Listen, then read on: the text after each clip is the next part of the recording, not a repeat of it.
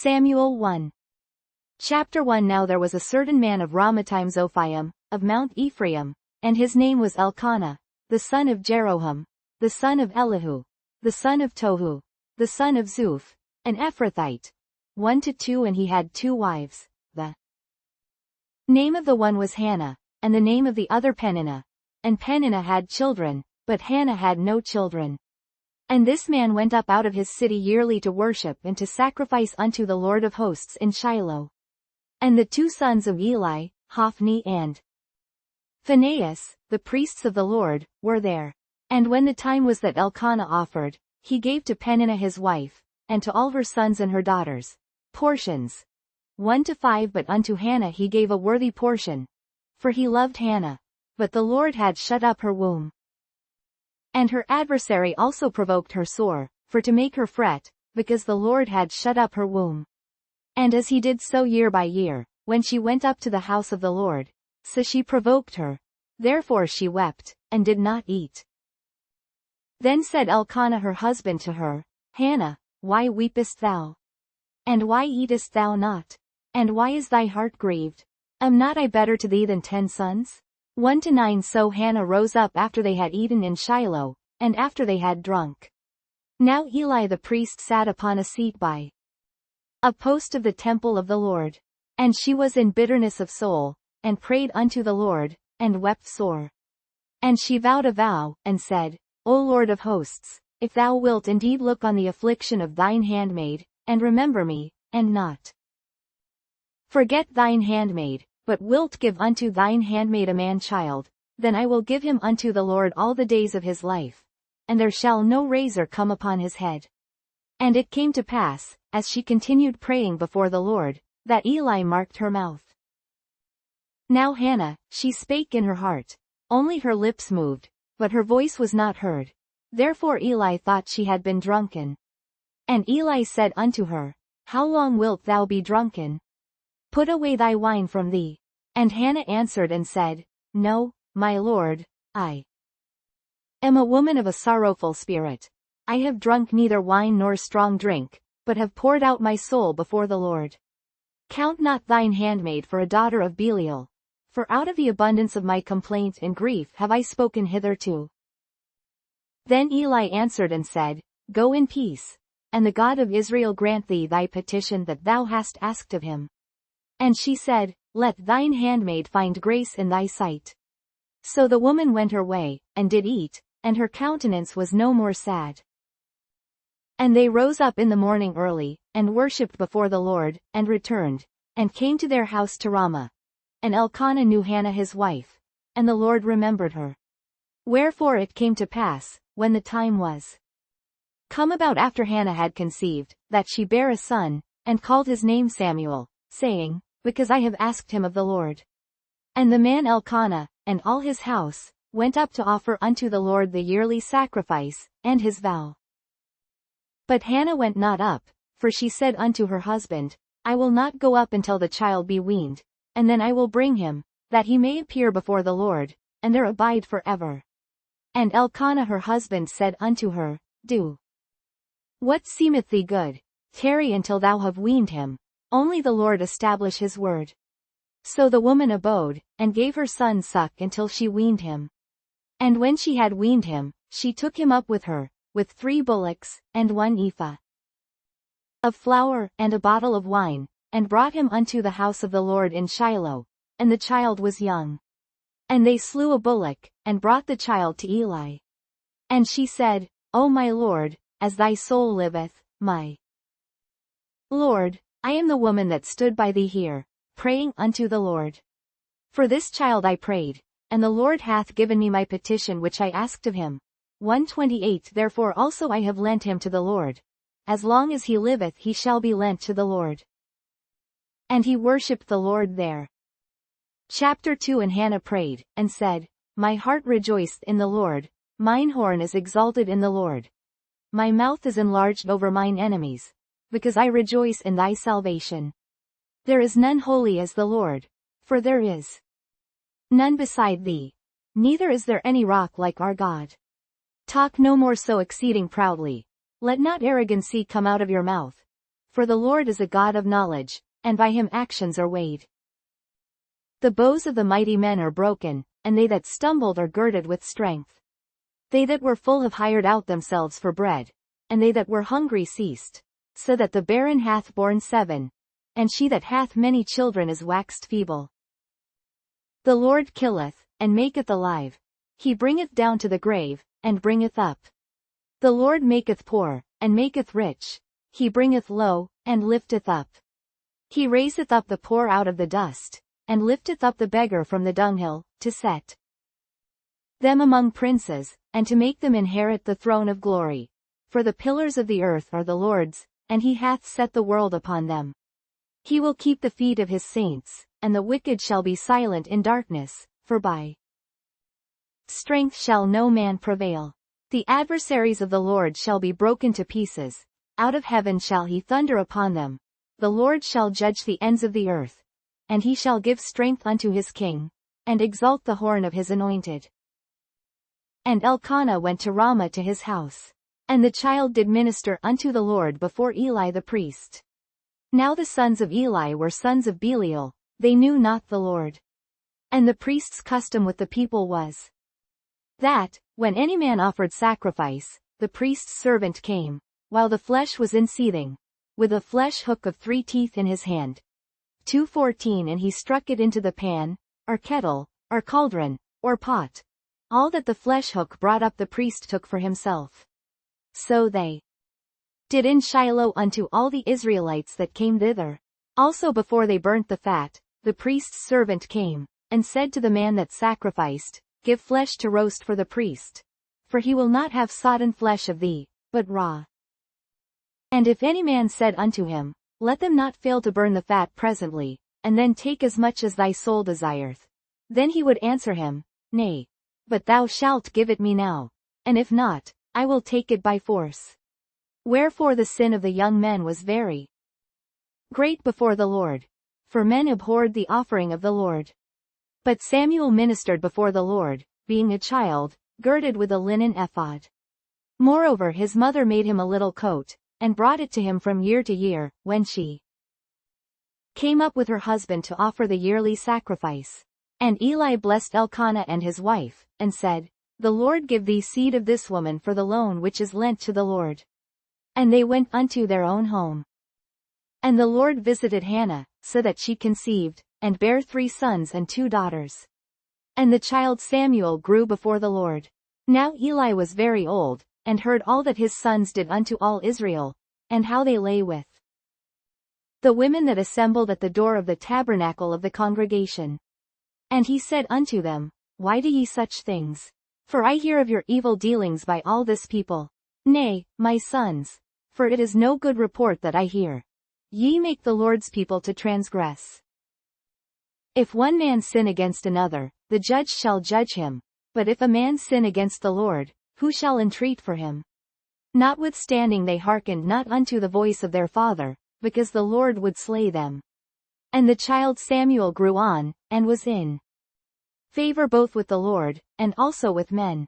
And there came a man of God unto Eli, and said unto him, Thus saith the Lord, Did I plainly appear unto the house of thy father, when they were in Egypt in Pharaoh's house?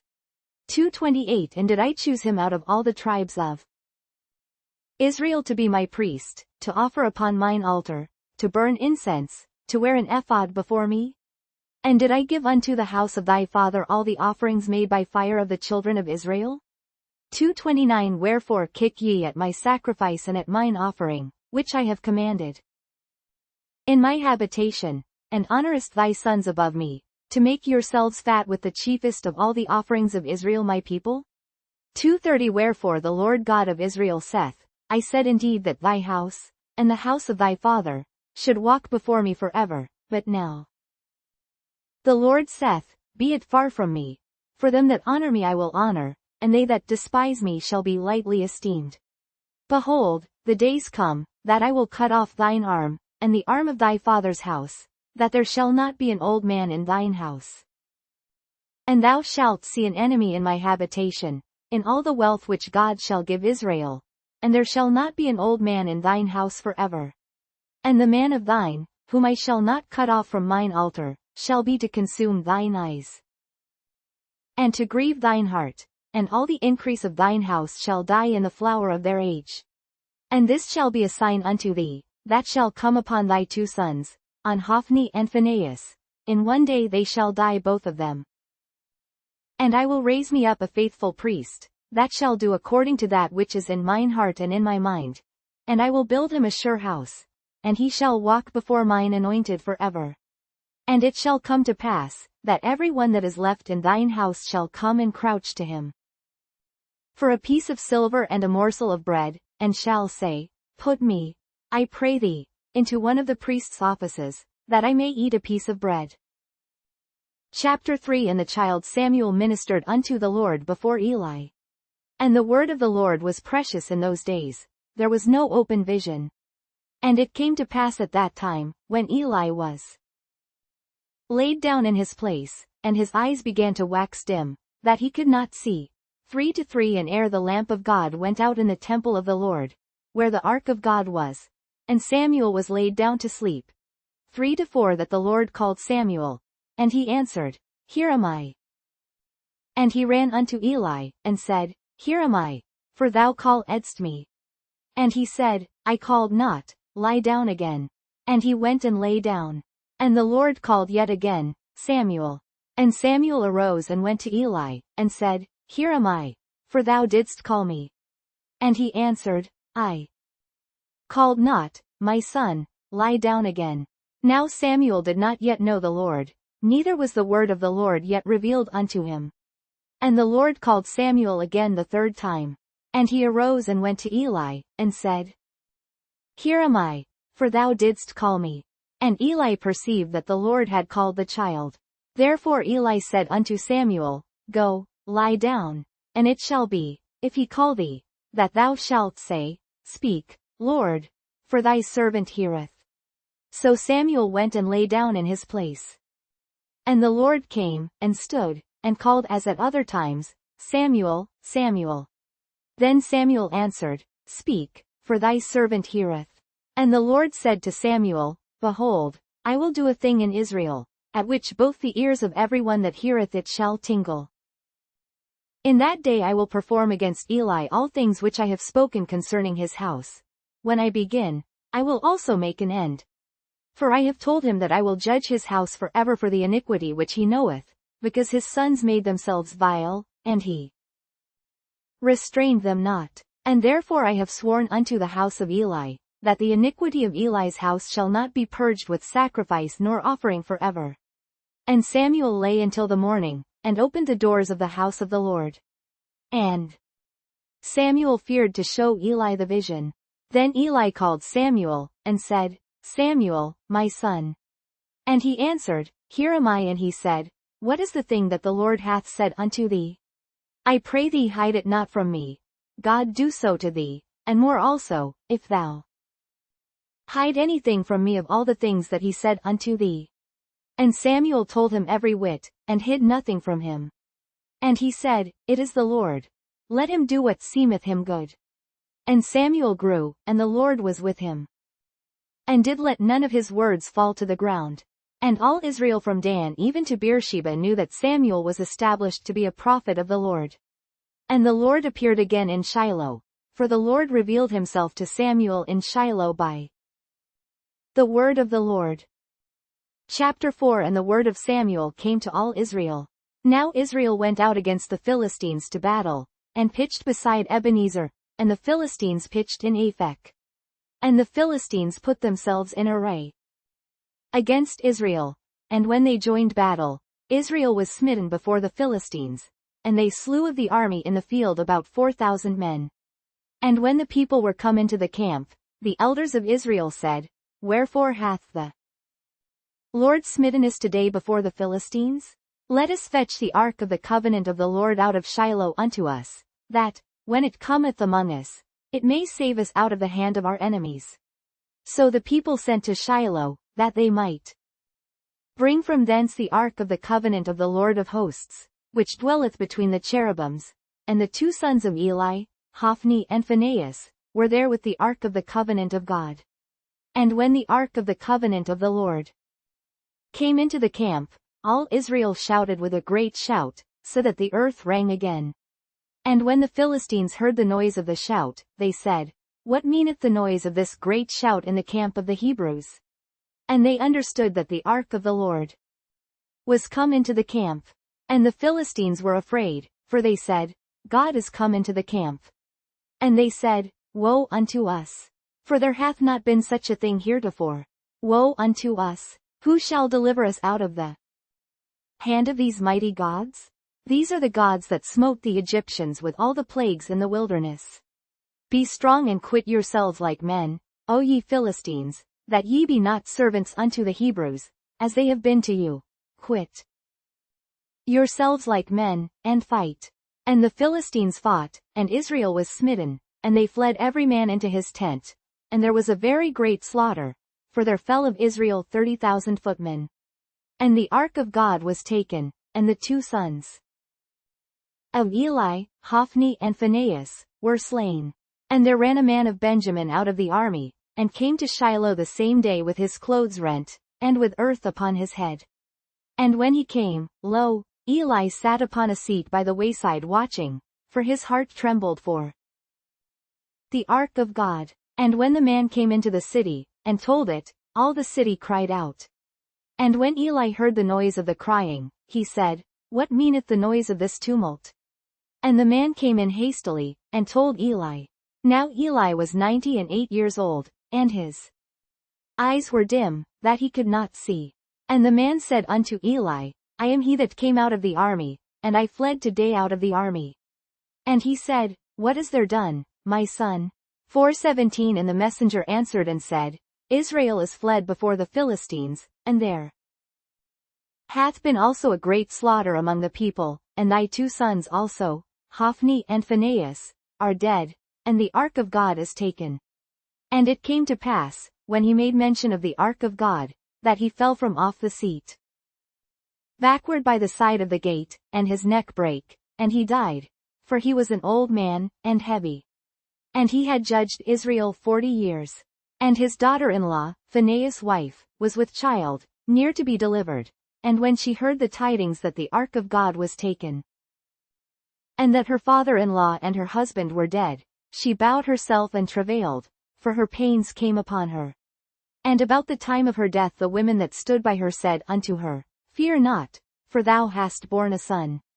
But she answered not, neither did she regard it. And she named the child Ichabod, saying, The glory is departed from Israel, because the ark of God was taken, and because of her father-in-law and her husband. And she said, The glory is departed from Israel, for the ark of God is taken. Chapter 5 And the Philistines took the ark of God, and brought it from Ebenezer unto Ashdod. When the Philistines took the ark of God, they brought it into the house of Dagon, and set it by Dagon. And when they of Ashdod arose early on the morrow, behold, Dagon was fallen upon his face to the earth before the ark of the Lord. And they took Dagon, and set him in his place again. And when they arose early on the morrow morning, behold, Dagon was fallen upon his face to the ground before the ark of the Lord. And the head of Dagon and both the palms of his hands were cut off upon the threshold. Only the stump of Dagon was left to him. Therefore neither the priests of Dagon, nor any that come into Dagon's house, tread on the threshold of Dagon in Ashdod unto this day. But the hand of the Lord was heavy upon them of Ashdod, and he destroyed them, and smote them with emerods, even Ashdod and the coasts thereof. And when the men of Ashdod saw that it was so, they said, The ark of the God of Israel shall not abide with us, for his hand is sore upon us, and upon Dagon our God. They sent therefore and gathered all the lords of the Philistines unto them, and said, What shall we do with the ark of the God of Israel? And they answered, Let the ark of the God of Israel be carried about unto Gath. And they carried the ark of the God of Israel about thither. And it was so, that, after they had carried it about, the hand of the Lord was against the city with a very great destruction, and he smote the men of the city, both small and great, and they had emerods in their secret parts. Therefore they sent the ark of God to Ekron. And it came to pass, as the ark of God came to Ekron, that the Ekronites cried out, saying, They have brought about the ark of the God of Israel to us, to slay us and our people. So they sent and gathered together all the lords of the Philistines, and said, Send away the ark of the God of Israel, and let it go again to his own place, that it slay us not, and our people. For there was a deadly destruction throughout all the city. The hand of God was very heavy there. And the men that died not were smitten with the emerods, and the cry of the city went up to heaven. Chapter 6. And the ark of the Lord was in the country of the Philistines 7 months. And the Philistines called for the priests and the diviners, saying, What shall we do to the ark of the Lord? Tell us wherewith we shall send it to his place. And they said, If ye send away the ark of the God of Israel, send it not empty, but in any wise return him a trespass offering. Then ye shall be healed, and it shall be known to you why his hand is not removed from you. Then said they, What shall be the trespass offering which we shall return to him? They answered, 5 golden emerods, and 5 golden mice, according to the number of the lords of the Philistines. For one plague was on you all, and on your lords. Wherefore ye shall make images of your emerods, and images of your mice that mar the land, and ye shall give glory unto the God of Israel. Peradventure he will lighten his hand from off you, and from off your gods, and from off your land. Wherefore then do ye harden your hearts, as the Egyptians and Pharaoh hardened their hearts? When he had wrought wonderfully among them, did they not let the people go, and they departed? 6-7 Now therefore make a new cart, and take 2 milch kine, on which there hath come no yoke, and tie the kine to the cart, and bring their calves home from them. 6-8 And take the ark of the Lord, and lay it upon the cart, and put the jewels of gold, which ye return him for a trespass offering, in a coffer by the side thereof, and send it away, that it may go.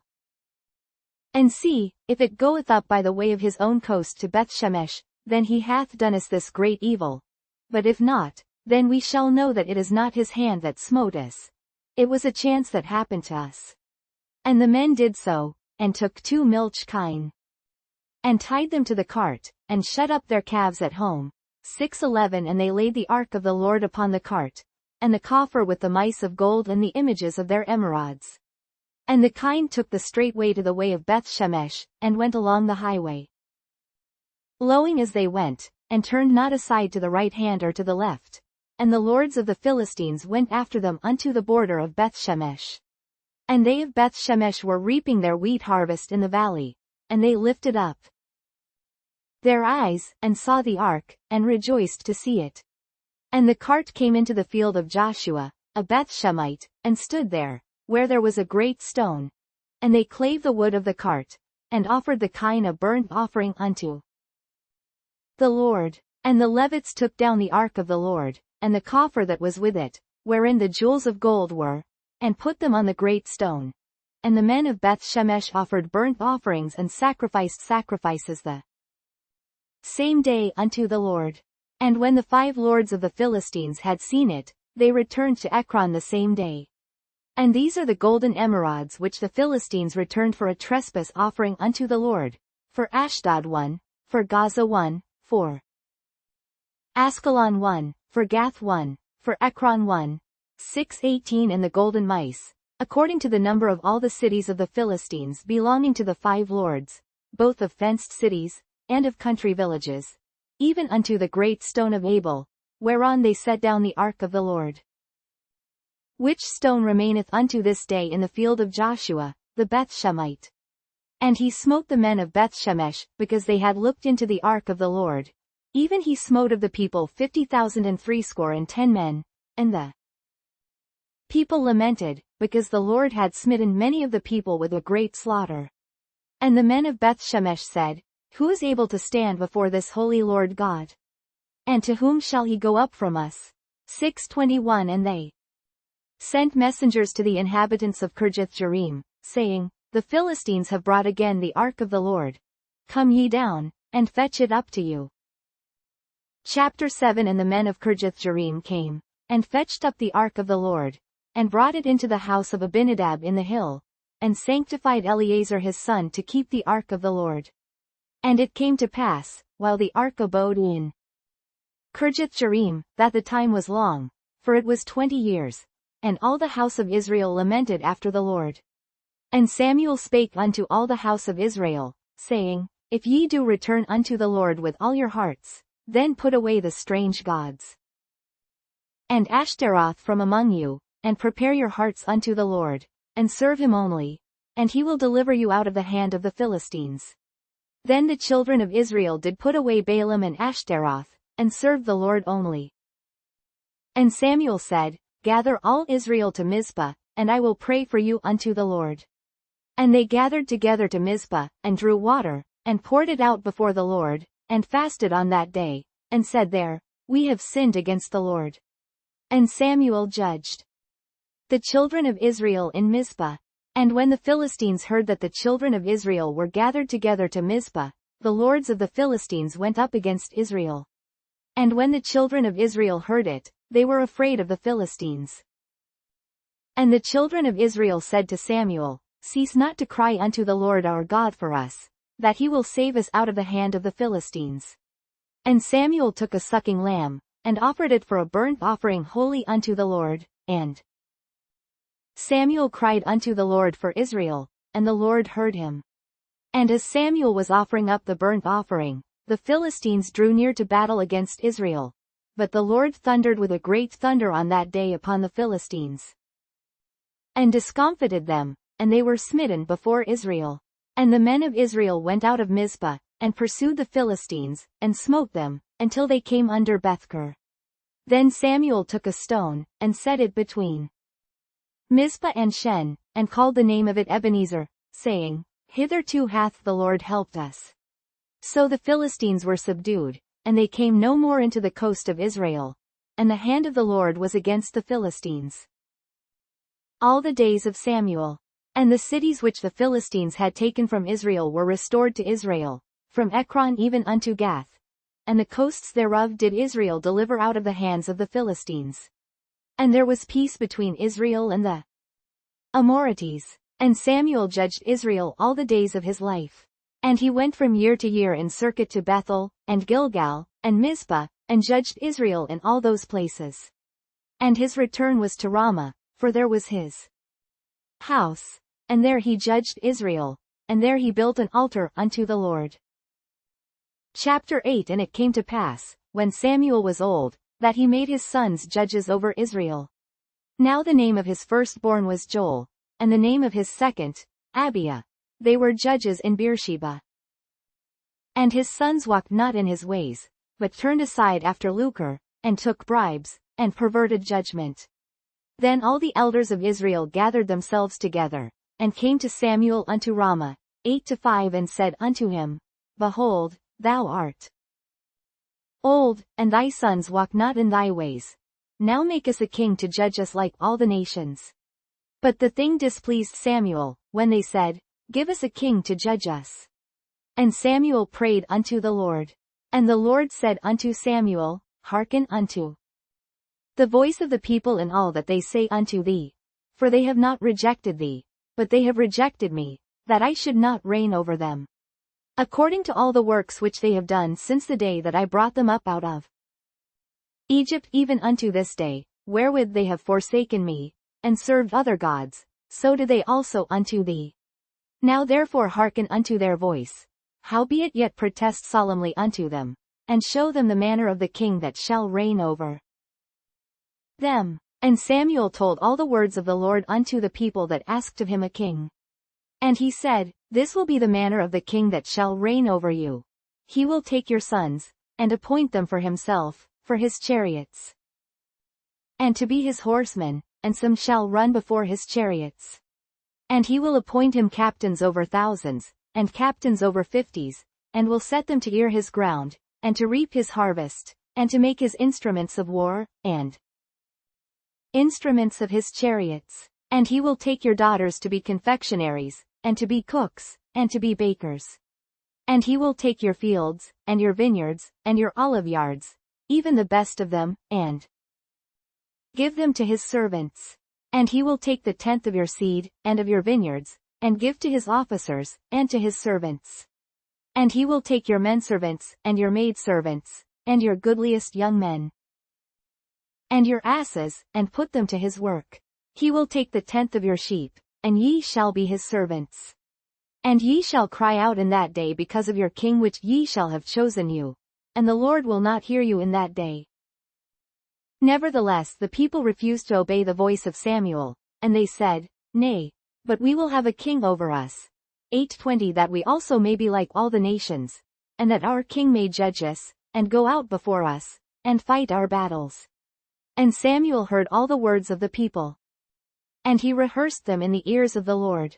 And the Lord said to Samuel, Hearken unto their voice, and make them a king. And Samuel said unto the men of Israel, Go ye every man unto his city. Chapter 9 Now there was a man of Benjamin, whose name was Kish, the son of Abiel, the son of Zeror, the son of Bechorath, the son of Aphiah, a Benjamite, a mighty man of power. And he had a son, whose name was Saul, a choice young man, and a goodly. And there was not among the children of Israel a goodlier person than he. From his shoulders and upward he was higher than any of the people. And the asses of Kish Saul's father were lost. And Kish said to Saul his son, Take now one of the servants with thee, and arise, go seek the asses. And he passed through Mount Ephraim, and passed through the land of Shalisha, but they found them not. Then they passed through the land of Shalom, and there they were not. And he passed through the land of the Benjamites, but they found them not. And when they were come to the land of Zuph, Saul said to his servant that was with him, Come, and let us return, lest my father leave caring for the asses, and take thought for us. And he said unto him, Behold now, there is in this city a man of God, and he is an honorable man. All that he saith cometh surely to pass. Now let us go thither. Peradventure he can show us our way that we should go. Then said Saul to his servant, But, behold, if we go, what shall we bring the man? For the bread is spent in our vessels, and there is not a present to bring to the man of God. What have we? 9-8 And the servant answered Saul again, and said, Behold, I have here at hand the 4th part of a shekel of silver. That will I give to the man of God, to tell us our way. Beforetime in Israel, when a man went to inquire of God, thus he spake, Come, and let us go to the seer. For he that is now called a prophet was beforetime called a seer. 9-10 Then said Saul to his servant, Well said, Come, let us go. So they went unto the city where the man of God was. And as they went up the hill to the city, they found young maidens going out to draw water, and said unto them, Is the seer here? And they answered them, and said, He is. Behold, he is before you. Make haste now, for he came today to the city. For there is a sacrifice of the people today in the high place. 9-13 As soon as ye be come into the city, ye shall straightway find him, before ye go up to the high place to eat. For the people will not eat until he come, because he doth bless the sacrifice, and afterwards they eat that be bidden. Now therefore get you up, for about this time ye shall find him. And they went up into the city, and when they were come into the city, behold, Samuel came out against them, for to go up to the high place. Now the Lord had told Samuel in his ear a day before Saul came, saying, 9:16 Tomorrow about this time I will send thee a man out of the land of Benjamin, and thou shalt anoint him to be captain over my people Israel, that he may save my people out of the hand of the Philistines. For I have looked upon my people, because their cry is come unto me. And when Samuel saw Saul, the Lord said unto him, Behold the man whom I spake to thee of. This same shall reign over my people.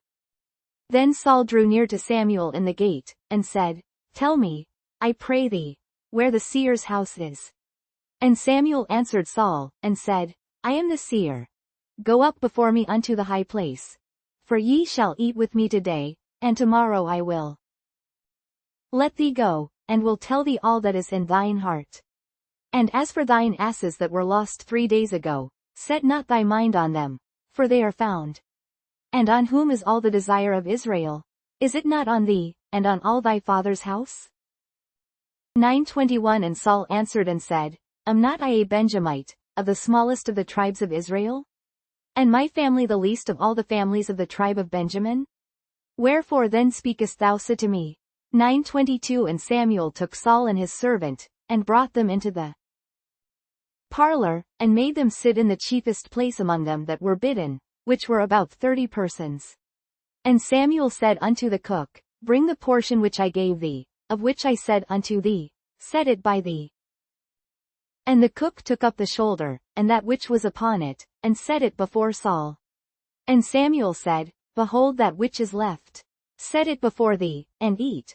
For unto this time hath it been kept for thee since I said, I have invited the people. So Saul did eat with Samuel that day. And when they were come down from the high place into the city, Samuel communed with Saul upon the top of the house. And they arose early, and it came to pass about the spring of the day, that Samuel called Saul to the top of the house, saying, Up, that I may send thee away. And Saul arose, and they went out both of them, he and Samuel, abroad. And as they were going down to the end of the city, Samuel said to Saul, Bid the servant pass on before us. And he passed on, but stand thou still a while, that I may show thee the word of God. Chapter 10 Then Samuel took a vial of oil, and poured it upon his head, and kissed him, and said, Is it not because the Lord hath anointed thee to be captain over his inheritance?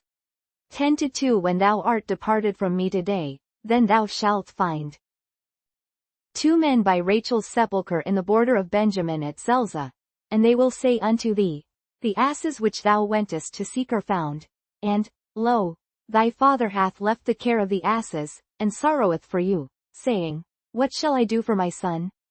10:3 Then shalt thou go on forward from thence, and thou shalt come to the plain of Tabor, and there shall meet thee 3 men going up to God to Bethel, one carrying 3 kids, and another carrying 3 loaves of bread, and another carrying a bottle of wine. And they will salute thee, and give thee 2 loaves of bread, which thou shalt receive of their hands. After that thou shalt come to the hill of God, where is the garrison of the Philistines, and it shall come to pass, when thou art come thither to the city, that thou shalt meet a company of prophets coming down from the high place with a psaltery, and a tabret, and a pipe, and a harp, before them. And they shall prophesy. 10:6 And the Spirit of the Lord will come upon thee, and thou shalt prophesy with them, and shalt be turned into another man. And let it be, when these signs are come unto thee, that thou do as occasion serve thee, for God is with thee. And thou shalt go down before me to Gilgal, and, behold, I will come down unto thee, to offer burnt offerings, and to sacrifice sacrifices of peace offerings. 7 days shalt thou tarry, till I come to thee, and show thee what thou shalt do. And it was so, that when he had turned his back to go from Samuel, God gave him another heart, and all those signs came to pass that day. And when they came thither to the hill, behold, a company of prophets met him, and the Spirit of God came upon him, and he prophesied among them. And it came to pass, when all that knew him beforetime saw that, behold, he prophesied among the prophets, then the people said one to another, What is this that is come unto the son of Kish? Is Saul also among the prophets? 10:12 And one of the same place answered and said, But who is their father? Therefore it became a proverb, Is Saul also among the prophets? 10:13 And when he had made an end of prophesying, he came to the high place. And Saul's uncle said unto him and to his servant, Whither went ye? And he said, To seek the asses. And when we saw that they were no where, we came to Samuel. And Saul's uncle said, Tell me, I pray thee, what Samuel said unto you. And Saul said unto his uncle, He told us plainly that the asses were found. But of the matter of the kingdom, whereof Samuel spake, he told him not. And Samuel called the people together unto the Lord to Mizpah, and said unto the children of Israel, Thus saith the Lord God of Israel, I brought up Israel out of Egypt, and delivered you out of the hand of the Egyptians, and out of the hand of all kingdoms, and of them that oppressed you. 10:19 And ye have this day rejected your God, who himself saved you out of all your adversities and your tribulations, and ye have said unto him, Nay, but set a king over us. Now therefore present yourselves before the Lord by your tribes, and by your thousands. And when Samuel had caused all the tribes of Israel to come near, the tribe of Benjamin was taken. When he had caused the tribe of Benjamin to come near by their families, the family of Matri was taken, and Saul the son of Kish was taken. And when they sought him, he could not be found. Therefore they inquired of the Lord further, if the man should yet come thither. And the Lord answered, Behold, he hath hid himself among the stuff. And they ran and fetched him thence, and when he stood among the people, he was higher than any of the people from his shoulders and upward. And Samuel said to all the people, See ye him whom the Lord hath chosen, that there is none like him among all the people? And all the people shouted, and said, God save the king. Then Samuel told the people the manner of the kingdom, and wrote it in a book, and laid it up before the Lord. And Samuel sent all the people away, every man to his house. And Saul also went home to Gibeah, and there went with him a band of men, whose hearts God had touched. But the children of Belial said, How shall this man save us? And they despised him, and brought no presents. But he held his peace. Chapter 11. Then Nahash the Ammonite came up, and encamped against Jabesh-Gilead. And all the men of Jabesh said unto Nahash, Make a covenant with us, and we will serve thee. And Nahash the Ammonite answered them, On this condition will I make a covenant with you, that I may thrust out all your right eyes, and lay it for reproach upon all Israel. And the elders of Jabesh said unto him, Give us 7 days' respite, that we may send messengers unto all the coasts of Israel, and then, if there be no man to save us, we will come out to thee. Then came the messengers to Gibeah of Saul, and told the tidings in the ears of the people. And all the people lifted up their voices, and wept. And, behold, Saul came after the herd out of the field, and Saul said, What aileth the people that they weep? And they told him the tidings of the men of Jabesh. And the Spirit of God came upon Saul when he heard those tidings, and his anger was kindled greatly. And he took a yoke of oxen, and hewed them in pieces, and sent them throughout all the coasts of Israel by the hands of messengers, saying, Whosoever cometh not forth after Saul and after Samuel, so shall it be done unto his oxen. And the fear of the Lord fell on the people, and they came out with one consent. And when he numbered them in Bezek, the children of Israel were 300,000, and the men of Judah 30,000. And they said unto the messengers that came, Thus shall ye say unto the men of Jabesh-Gilead, Tomorrow, by that time the sun be hot, ye shall have help. And the messengers came and showed it to the men of Jabesh, and they were glad. Therefore the men of Jabesh said, Tomorrow we will come out unto you, and ye shall do with us all that seemeth good unto you. And it was so on the morrow, that Saul put the people in 3 companies, and they came into the midst of the host in the morning watch, and slew the Ammonites until the heat of the day. And it came to pass, that they which remained were scattered, so that 2 of them were not left together. And the people said unto Samuel, Who is he that said, Shall Saul reign over us? Bring the men, that we may put them to death.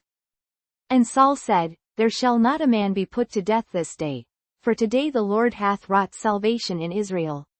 Then said Samuel to the people, Come, and let us go to Gilgal, and renew the kingdom there. And all the people went to Gilgal, and there they made Saul king before the Lord in Gilgal, and there they sacrificed sacrifices of peace offerings before the Lord, and there Saul and all the men of Israel rejoiced greatly.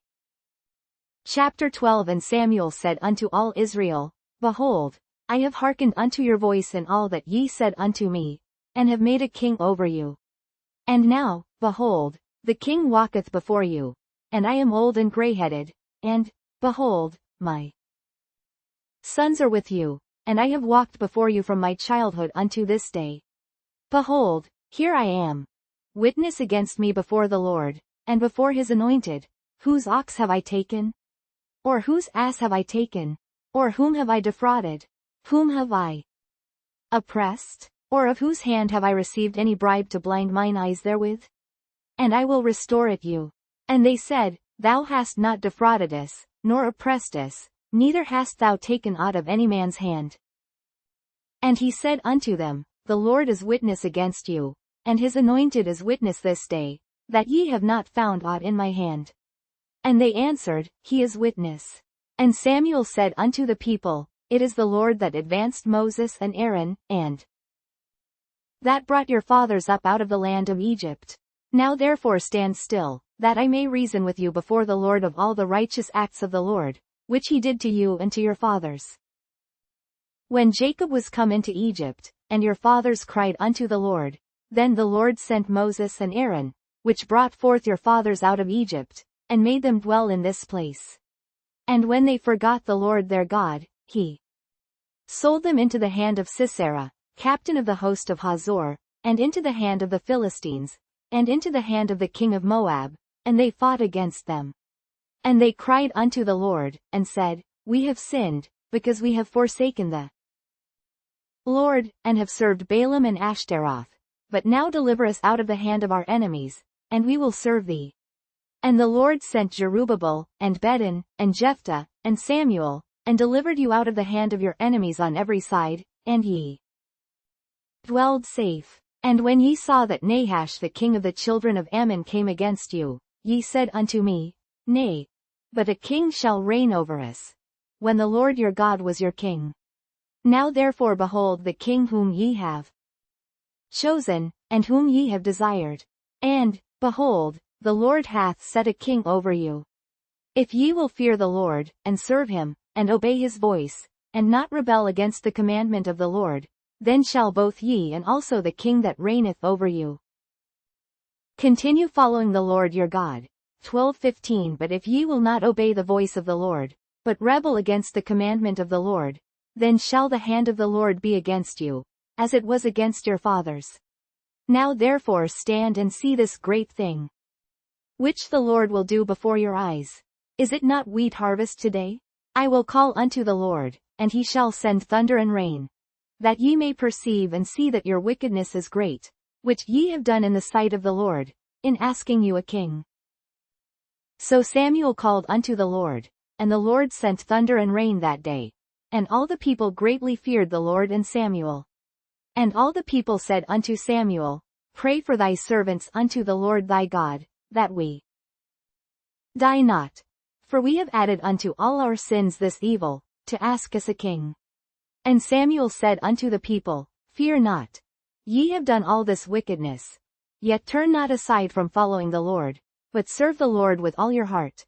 12:21 And turn ye not aside, for then should ye go after vain things, which cannot profit nor deliver, for they are vain. For the Lord will not forsake his people for his great name's sake, because it hath pleased the Lord to make you his people. Moreover as for me, God forbid that I should sin against the Lord in ceasing to pray for you, but I will teach you the good and the right way. 12:24 Only fear the Lord, and serve him in truth with all your heart, for consider how great things he hath done for you. But if ye shall still do wickedly, ye shall be consumed, both ye and your king. Chapter 13 Saul reigned 1 year, and when he had reigned 2 years over Israel, 13:2 Saul chose him 3,000 men of Israel, whereof 2,000 were with Saul in Michmash and in Mount Bethel, and 8,000 were with Jonathan in Gibeah of Benjamin, and the rest of the people he sent every man to his tent. And Jonathan smote the garrison of the Philistines that was in Geba, and the Philistines heard of it. And Saul blew the trumpet throughout all the land, saying, Let the Hebrews hear. And all Israel heard say that Saul had smitten a garrison of the Philistines, and that Israel also was had an abomination with the Philistines. And the people were called together after Saul to Gilgal. And the Philistines gathered themselves together to fight with Israel, 30,000 chariots, and 6,000 horsemen, and people as the sand which is on the seashore in multitude. And they came up, and pitched in Michmash, eastward from Bethaven. When the men of Israel saw that they were in a strait, for the people were distressed, then the people did hide themselves in caves, and in thickets, and in rocks, and in high places, and in pits. And some of the Hebrews went over Jordan to the land of Gad and Gilead. As for Saul, he was yet in Gilgal, and all the people followed him trembling. And he tarried 7 days, according to the set time that Samuel had appointed. But Samuel came not to Gilgal, and the people were scattered from him. And Saul said, Bring hither a burnt offering to me, and peace offerings. And he offered the burnt offering. And it came to pass, that as soon as he had made an end of offering the burnt offering, behold, Samuel came, and Saul went out to meet him, that he might salute him. And Samuel said, What hast thou done? And Saul said, Because I saw that the people were scattered from me, and that thou camest not within the days appointed, and that the Philistines gathered themselves together at Michmash. 13:12 Therefore said I, The Philistines will come down now upon me to Gilgal, and I have not made supplication unto the Lord. I forced myself therefore, and offered a burnt offering. And Samuel said to Saul, Thou hast done foolishly. Thou hast not kept the commandment of the Lord thy God, which he commanded thee. For now would the Lord have established thy kingdom upon Israel forever. But now thy kingdom shall not continue. The Lord hath sought him a man after his own heart, and the Lord hath commanded him to be captain over his people, because thou hast not kept that which the Lord commanded thee. And Samuel arose, and gat him up from Gilgal unto Gibeah of Benjamin. And Saul numbered the people that were present with him, about 600 men. And Saul, and Jonathan his son, and the people that were present with them, abode in Gibeah of Benjamin. But the Philistines encamped in Michmash. And the spoilers came out of the camp of the Philistines in 3 companies. One company turned unto the way that leadeth to Ophrah, unto the land of Shual. 13:18 And another company turned the way to Bethhoron, and another company turned to the way of the border that looketh to the valley of Zeboim toward the wilderness. Now there was no smith found throughout all the land of Israel, for the Philistines said, Lest the Hebrews make them swords or spears, but all the Israelites went down to the Philistines, to sharpen every man his share, and his coulter, and his axe, and his mattock. Yet they had a file for the mattocks, and for the coulters, and for the forks, and for the axes, and to sharpen the goads. So it came to pass in the day of battle, that there was neither sword nor spear found in the hand of any of the people that were with Saul and Jonathan. But with Saul and with Jonathan his son was there found. And the garrison of the Philistines went out to the passage of Michmash.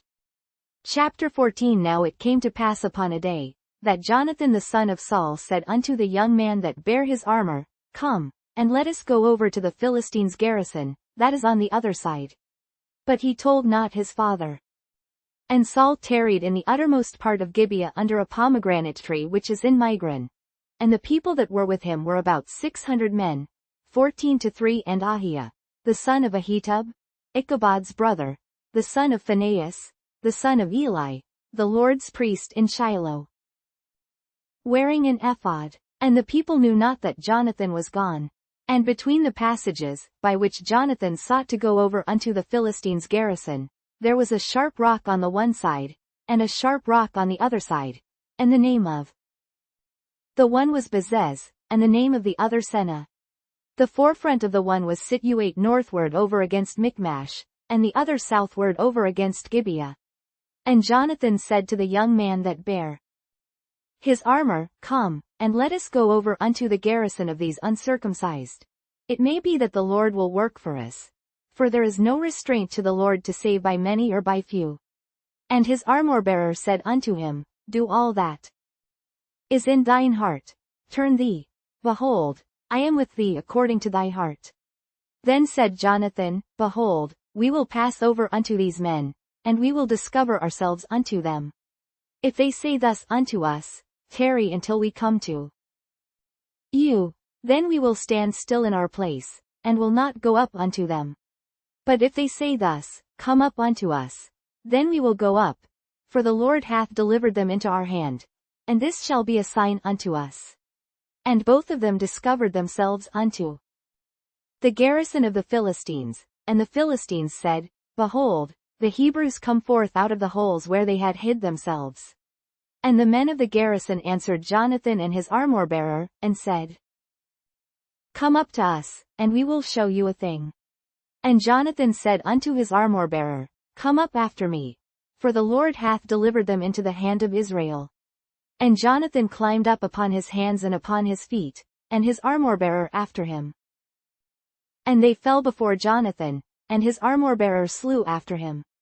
And that first slaughter, which Jonathan and his armor-bearer made, was about 20 men, within as it were an half-acre of land, which a yoke of oxen might plow. And there was trembling in the host, in the field, and among all the people, the garrison, and the spoilers, they also trembled, and the earth quaked. So it was a very great trembling. And the watchmen of Saul in Gibeah of Benjamin looked, and, behold, the multitude melted away, and they went on beating down one another.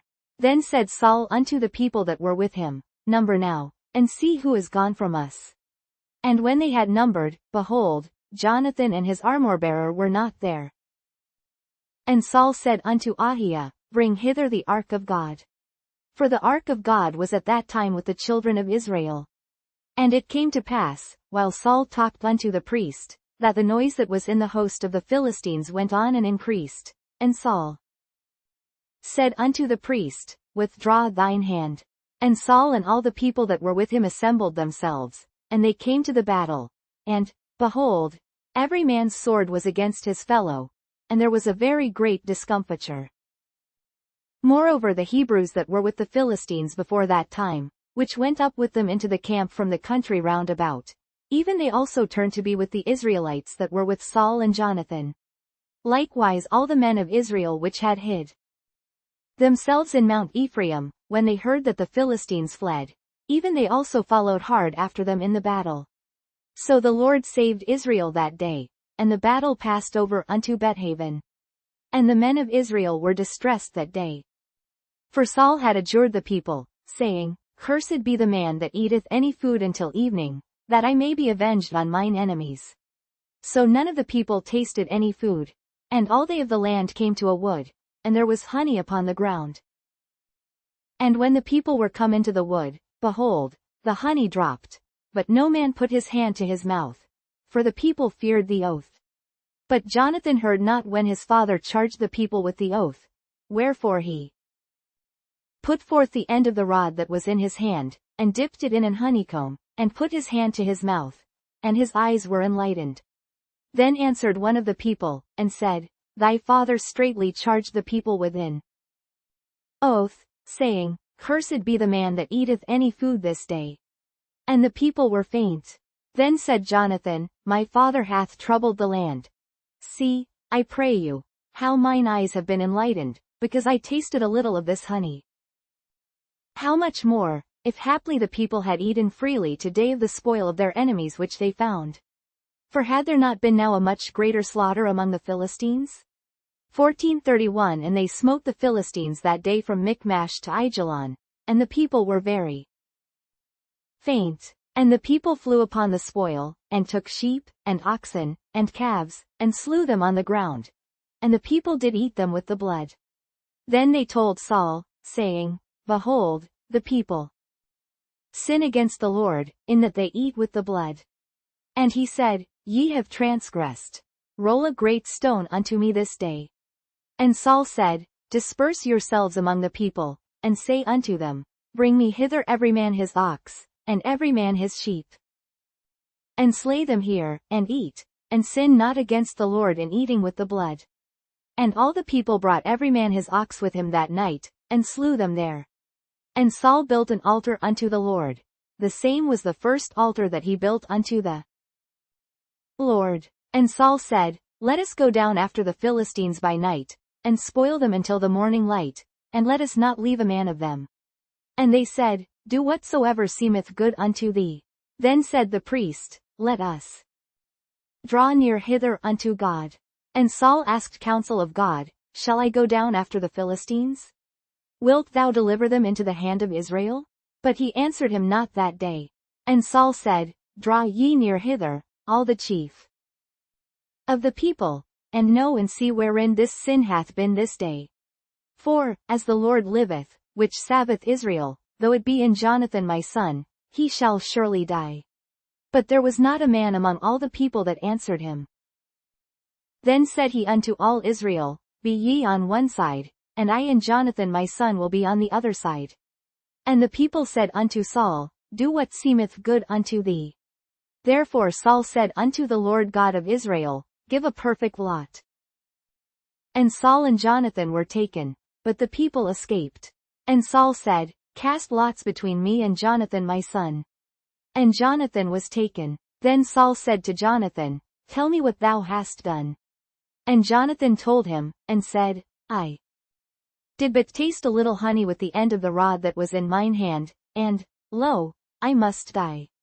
And Saul answered, God do so and more also, for thou shalt surely die, Jonathan. And the people said unto Saul, Shall Jonathan die, who hath wrought this great salvation in Israel? God forbid. As the Lord liveth, there shall not one hair of his head fall to the ground, for he hath wrought with God this day. So the people rescued Jonathan, that he died not.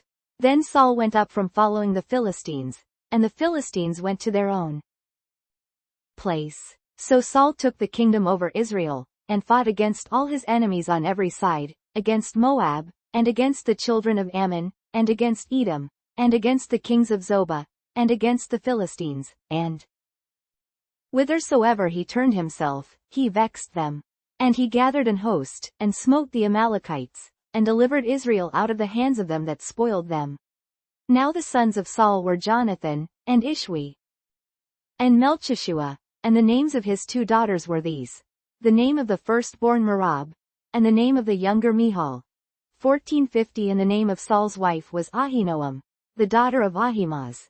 And the name of the captain of his host was Abner, the son of Ner, Saul's uncle. And Kish was the father of Saul, and Ner the father of Abner was the son of Abiel. And there was sore war against the Philistines all the days of Saul, and when Saul saw any strong man, or any valiant man, he took him unto him. Chapter 15. Samuel also said unto Saul, The Lord sent me to anoint thee to be king over his people, over Israel. Now therefore hearken thou unto the voice of the words of the Lord. Thus saith the Lord of hosts, I remember that which Amalek did to Israel, how he laid wait for him in the way, when he came up from Egypt. Now go and smite Amalek, and utterly destroy all that they have, and spare them not, but slay both man and woman, infant and suckling, ox and sheep, camel and ass. And Saul gathered the people together, and numbered them in Telaim, 200,000 footmen, and 10,000 men of Judah. And Saul came to a city of Amalek, and laid wait in the valley. And Saul said unto the Kenites, Go, depart, get you down from among the Amalekites, lest I destroy you with them. For ye showed kindness to all the children of Israel, when they came up out of Egypt. So the Kenites departed from among the Amalekites. And Saul smote the Amalekites from Havilah until thou comest to Shur, that is over against Egypt. And he took Agag the king of the Amalekites alive, and utterly destroyed all the people with the edge of the sword. But Saul and the people spared Agag, and the best of the sheep, and of the oxen, and of the fatlings, and the lambs, and all that was good, and would not utterly destroy them. But everything that was vile and refuse, that they destroyed utterly. Then came the word of the Lord unto Samuel, saying, 15:11 It repenteth me that I have set up Saul to be king. For he is turned back from following me, and hath not performed my commandments. And it grieved Samuel, and he cried unto the Lord all night. And when Samuel rose early to meet Saul in the morning, it was told Samuel, saying, Saul came to Carmel, and, behold, he set him up a place, and is gone about, and passed on, and gone down to Gilgal. And Samuel came to Saul, and Saul said unto him, Blessed be thou of the Lord. I have performed the commandment of the Lord. And Samuel said, What meaneth then this bleating of the sheep in mine ears, and the lowing of the oxen which I hear? 15:15 And Saul said, They have brought them from the Amalekites. For the people spared the best of the sheep and of the oxen, to sacrifice unto the Lord thy God. and the rest we have utterly destroyed. Then Samuel said unto Saul, Stay, and I will tell thee what the Lord hath said to me this night. And he said unto him, Say on. And Samuel said, When thou wast little in thine own sight, wast thou not made the head of the tribes of Israel, and the Lord anointed thee king over Israel? 15:18 And the Lord sent thee on a journey, and said, Go and utterly destroy the sinners the Amalekites, and fight against them until they be consumed. Wherefore then didst thou not obey the voice of the Lord, but didst fly upon the spoil, and didst evil in the sight of the Lord? And Saul said unto Samuel, Yea, I have obeyed the voice of the Lord, and have gone the way which the Lord sent me, and have brought Agag the king of Amalek, and have utterly destroyed the Amalekites. But the people took of the spoil, sheep and oxen, the chief of the things which should have been utterly destroyed, to sacrifice unto the Lord thy God in Gilgal. And Samuel said, Hath the Lord as great delight in burnt offerings and sacrifices, as in obeying the voice of the Lord? Behold, to obey is better than sacrifice, and to hearken than the fat of rams. For rebellion is as the sin of witchcraft, and stubbornness is as iniquity and idolatry. Because thou hast rejected the word of the Lord, he hath also rejected thee from being king. And Saul said unto Samuel, I have sinned. For I have transgressed the commandment of the Lord, and thy words, because I feared the people, and obeyed their voice. Now therefore, I pray thee, pardon my sin, and turn again with me, that I may worship the Lord. And Samuel said unto Saul, I will not return with thee, for thou hast rejected the word of the Lord, and the Lord hath rejected thee from being king over Israel. And as Samuel turned about to go away, he laid hold upon the skirt of his mantle, and it rent. And Samuel said unto him, The Lord hath rent the kingdom of Israel from thee this day, and hath given it to a neighbor of thine, that is better than thou. And also the strength of Israel will not lie nor repent. For he is not a man, that he should repent. Then he said, I have sinned. Yet honor me now, I pray thee, before the elders of my people, and before Israel, and turn again with me, that I may worship the Lord thy God. So Samuel turned again after Saul, and Saul worshipped the Lord. Then said Samuel, Bring ye hither to me Agag the king of the Amalekites. And Agag came unto him delicately. And Agag said, Surely the bitterness of death is past. And Samuel said, As the sword hath made women childless, so shall thy mother be childless among women. And Samuel hewed Agag in pieces before the Lord in Gilgal. Then Samuel went to Ramah, and Saul went up to his house to Gibeah of Saul. And Samuel came no more to see Saul until the day of his death. Nevertheless Samuel mourned for Saul, and the Lord repented that he had made Saul king over Israel.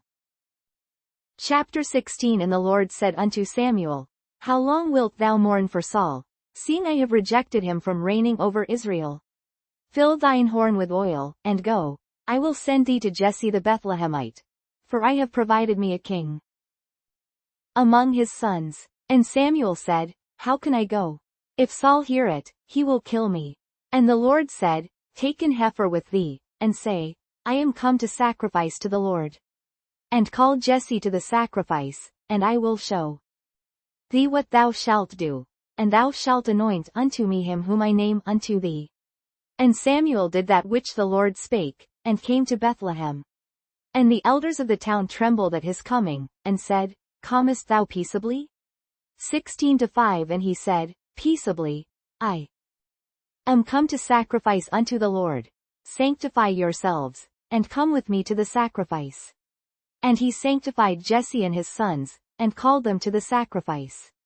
And it came to pass, when they were come, that he looked on Eliab, and said, Surely the Lord's anointed is before him. But the Lord said unto Samuel, Look not on his countenance, or on the height of his stature, because I have refused him. For the Lord seeth not as man seeth. For man looketh on the outward appearance, but the Lord looketh on the heart. Then Jesse called Abinadab, and made him pass before Samuel. And he said, Neither hath the Lord chosen this. Then Jesse made Shammah to pass by. And he said, Neither hath the Lord chosen this. Again, Jesse made 7 of his sons to pass before Samuel. And Samuel said unto Jesse, The Lord hath not chosen these. And Samuel said unto Jesse, Are here all thy children? And he said, There remaineth yet the youngest, and, behold, he keepeth the sheep. And Samuel said unto Jesse, Send and fetch him, for we will not sit down till he come hither. And he sent, and brought him in. Now he was ruddy, and withal of a beautiful countenance, and goodly to look to. And the Lord said, Arise, anoint him, for this is he. Then Samuel took the horn of oil, and anointed him in the midst of his brethren. And the Spirit of the Lord came upon David from that day forward. So Samuel rose up, and went to Ramah. But the Spirit of the Lord departed from Saul. And an evil spirit from the Lord troubled him. And Saul's servants said unto him, Behold now, an evil spirit from God troubleth thee. Let our Lord now command thy servants, which are before thee, to seek out a man, who is a cunning player on an harp, and it shall come to pass, when the evil spirit from God is upon thee, that he shall play with his hand, and thou shalt be well. And Saul said unto his servants, Provide me now a man that can play well, and bring him to me. Then answered one of the servants, and said, Behold, I have seen a son of Jesse the Bethlehemite, that is cunning in playing, and a mighty valiant man, and a man of war, and prudent in matters, and a comely person, and the Lord is with him. Wherefore Saul sent messengers unto Jesse, and said, Send me David thy son, which is with the sheep. And Jesse took an ass laden with bread, and a bottle of wine, and a kid, and sent them by David his son unto Saul. And David came to Saul, and stood before him, and he loved him greatly, and he became his armor-bearer. And Saul sent to Jesse, saying, Let David, I pray thee, stand before me, for he hath found favor in my sight. And it came to pass, when the evil spirit from God was upon Saul, that David took an harp, and played with his hand. So Saul was refreshed, and was well, and the evil spirit departed from him. Chapter 17. Now the Philistines gathered together their armies to battle, and were gathered together at Shochoh, which belongeth to Judah, and pitched between Shochoh and Azekah, in Ephesdammim. And Saul and the men of Israel were gathered together, and pitched by the valley of Elah, and set the battle in array against the Philistines. And the Philistines stood on a mountain on the one side, and Israel stood on a mountain on the other side, and there was a valley between them. And there went out a champion out of the camp of the Philistines, named Goliath, of Gath, whose height was 6 cubits and a span. And he had an helmet of brass upon his head, and he was armed with a coat of mail, and the weight of the coat was 5,000 shekels of brass. And he had greaves of brass upon his legs, and a target of brass between his shoulders. And the staff of his spear was like a weaver's beam, and his spear's head weighed 600 shekels of iron, and one bearing a shield went before him. And he stood and cried unto the armies of Israel, and said unto them, Why are ye come out to set your battle in array? Am not I a Philistine, and ye servants to Saul? Choose you a man for you, and let him come down to me. If he be able to fight with me, and to kill me, then will we be your servants. But if I prevail against him, and kill him, then shall ye be our servants, and serve us. And the Philistines said, I defy the armies of Israel this day, give me a man, that we may fight together. When Saul and all Israel heard those words of the Philistine, they were dismayed, and greatly afraid. Now David was the son of that Ephrathite of Bethlehem Judah, whose name was Jesse, and he had 8 sons, and the man went among men for an old man in the days of Saul. And the 3 eldest sons of Jesse went and followed Saul to the battle, and the names of his 3 sons that went to the battle were Eliab the firstborn, and next unto him Abinadab, and the third Shammah. And David was the youngest, and the 3 eldest followed Saul. But David went and returned from Saul to feed his father's sheep at Bethlehem. And the Philistine drew near morning and evening, and presented himself 40 days. And Jesse said unto David his son, Take now for thy brethren an ephah of this parched corn, and these 10 loaves, and run to the camp of thy brethren. 17:18 And carry these 10 cheeses unto the captain of their 1,000, and look how thy brethren fare, and take their pledge. Now Saul, and they, and all the men of Israel, were in the valley of Elah, fighting with the Philistines. And David rose up early in the morning, and left the sheep with a keeper, and took, and went, as Jesse had commanded him. And he came to the trench, as the host was going forth to the fight, and shouted for the battle. For Israel and the Philistines had put the battle in array, army against army. And David left his carriage in the hand of the keeper of the carriage, and ran into the army, and came and saluted his brethren.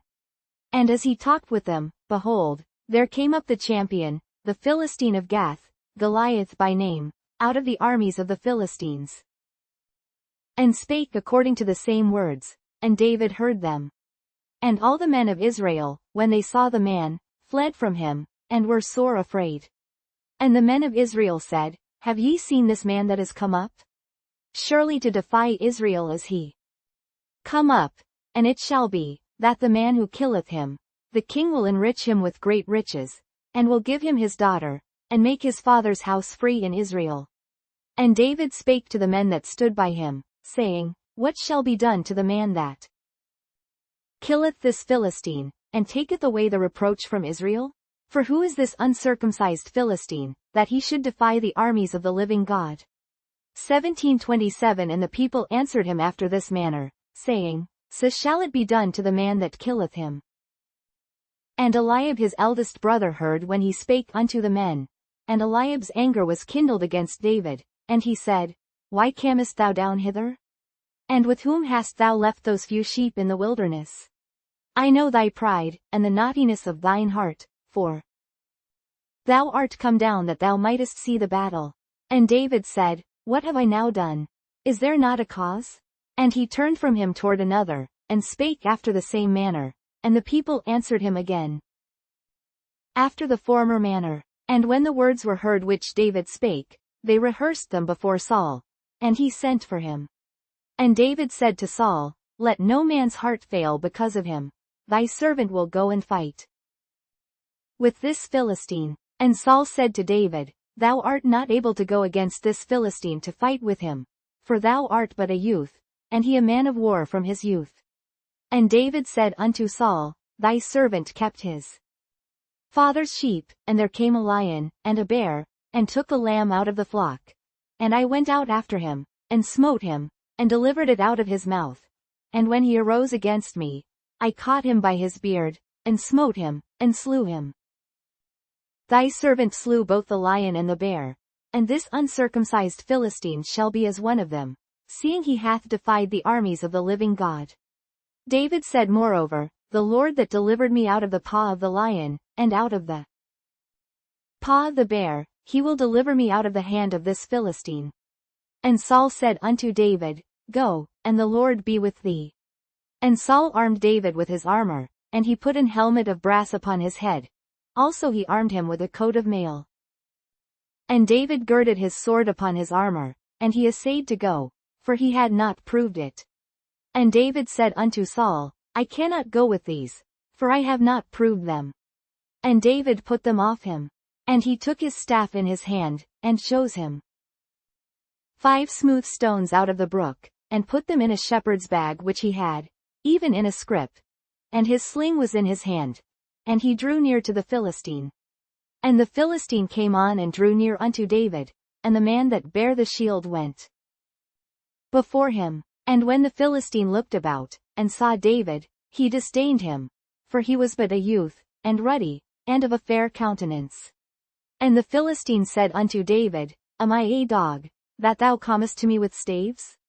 And the Philistine cursed David by his gods. And the Philistine said to David, Come to me, and I will give thy flesh unto the fowls of the air, and to the beasts of the field. Then said David to the Philistine, Thou comest to me with a sword, and with a spear, and with a shield. But I come to thee in the name of the Lord of hosts, the God of the armies of Israel, whom thou hast defied. This day will the Lord deliver thee into mine hand, and I will smite thee, and take thine head from thee, and I will give the carcasses of the host of the Philistines this day unto the fowls of the air, and to the wild beasts of the earth, that all the earth may know that there is a God in Israel. And all this assembly shall know that the Lord saveth not with sword and spear, for the battle is the Lord's, and he will give you into our hands. And it came to pass, when the Philistine arose, and came, and drew nigh to meet David, that David hastened, and ran toward the army to meet the Philistine. And David put his hand in his bag, and took thence a stone, and slang it, and smote the Philistine in his forehead, that the stone sunk into his forehead, and he fell upon his face to the earth. So David prevailed over the Philistine with a sling and with a stone, and smote the Philistine, and slew him. But there was no sword in the hand of David. Therefore David ran, and stood upon the Philistine, and took his sword, and drew it out of the sheath thereof, and slew him, and cut off his head therewith. And when the Philistines saw their champion was dead, they fled. And the men of Israel and of Judah arose, and shouted, and pursued the Philistines, until thou come to the valley, and to the gates of Ekron. And the wounded of the Philistines fell down by the way to Shaaraim, even unto Gath, and unto Ekron. And the children of Israel returned from chasing after the Philistines, and they spoiled their tents. And David took the head of the Philistine, and brought it to Jerusalem, but he put his armor in his tent. And when Saul saw David go forth against the Philistine, he said unto Abner, the captain of the host, Abner, whose son is this youth? And Abner said, As thy soul liveth, O king, I cannot tell. And the king said, Inquire thou whose son the stripling is. And as David returned from the slaughter of the Philistine, Abner took him, and brought him before Saul with the head of the Philistine in his hand.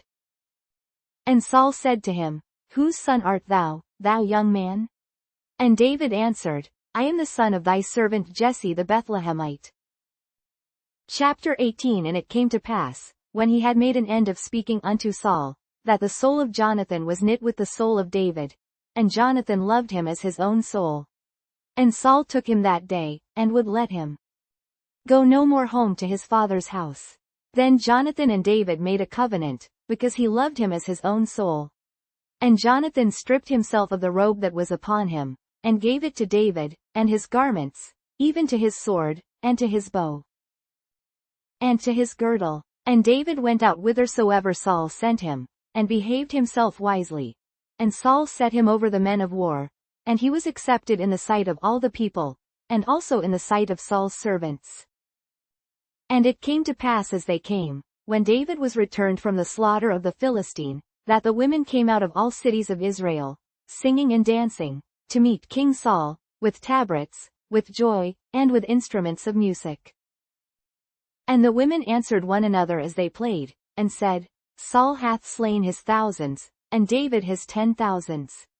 And Saul was very wroth, and the saying displeased him, and he said, They have ascribed unto David 10,000s, and to me they have ascribed but thousands, and what can he have more but the kingdom?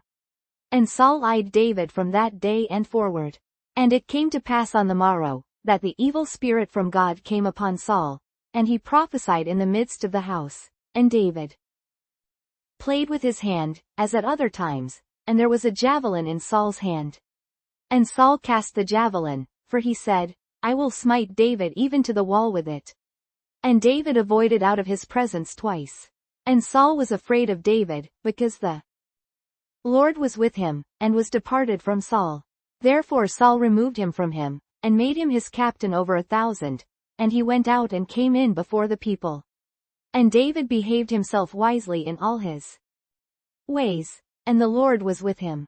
Wherefore when Saul saw that he behaved himself very wisely, he was afraid of him. But all Israel and Judah loved David, because he went out and came in before them. And Saul said to David, Behold my elder daughter Merab, her will I give thee to wife. Only be thou valiant for me, and fight the Lord's battles. For Saul said, Let not mine hand be upon him, but let the hand of the Philistines be upon him. And David said unto Saul, Who am I? And what is my life, or my father's family in Israel, that I should be son-in-law to the king? But it came to pass at the time when Merab Saul's daughter should have been given to David, that she was given unto Adriel the Mahalathite to wife. And Michal Saul's daughter loved David, and they told Saul, and the thing pleased him. And Saul said, I will give him her, that she may be a snare to him, and that the hand of the Philistines may be against him. Wherefore Saul said to David, Thou shalt this day be my son-in-law in the one of the twain. And Saul commanded his servants, saying, Commune with David secretly, and say, Behold, the king hath delight in thee, and all his servants love thee. Now therefore be the king's son-in-law. And Saul's servants spake those words in the ears of David. And David said, Seemeth it to you a light thing to be a king's son-in-law, seeing that I am a poor man, and lightly esteemed? 18:24 And the servants of Saul told him, saying, On this manner spake David. And Saul said, Thus shall ye say to David, The king desireth not any dowry, but 100 foreskins of the Philistines, to be avenged of the king's enemies. But Saul thought to make David fall by the hand of the Philistines. And when his servants told David these words, it pleased David well to be the king's son-in-law. And the days were not expired. Wherefore David arose and went, he and his men, and slew of the Philistines 200 men. And David brought their foreskins, and they gave them in full tale to the king, that he might be the king's son-in-law. And Saul gave him Michal his daughter to wife. And Saul saw and knew that the Lord was with David, and that Michal Saul's daughter loved him. And Saul was yet the more afraid of David, and Saul became David's enemy continually. Then the princes of the Philistines went forth, and it came to pass, after they went forth, that David behaved himself more wisely than all the servants of Saul, so that his name was much set by.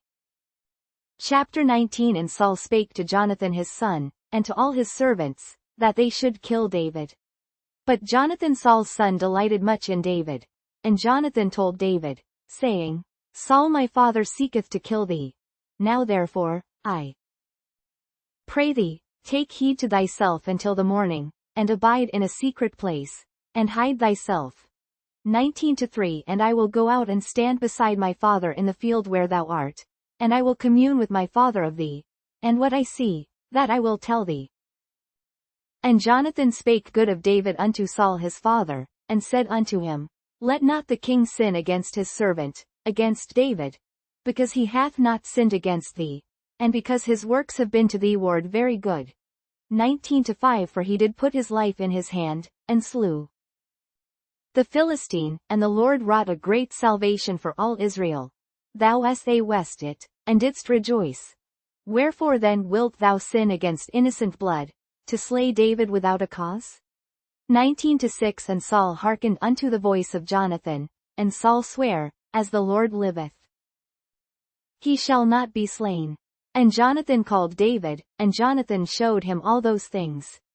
And Jonathan brought David to Saul, and he was in his presence, as in times past.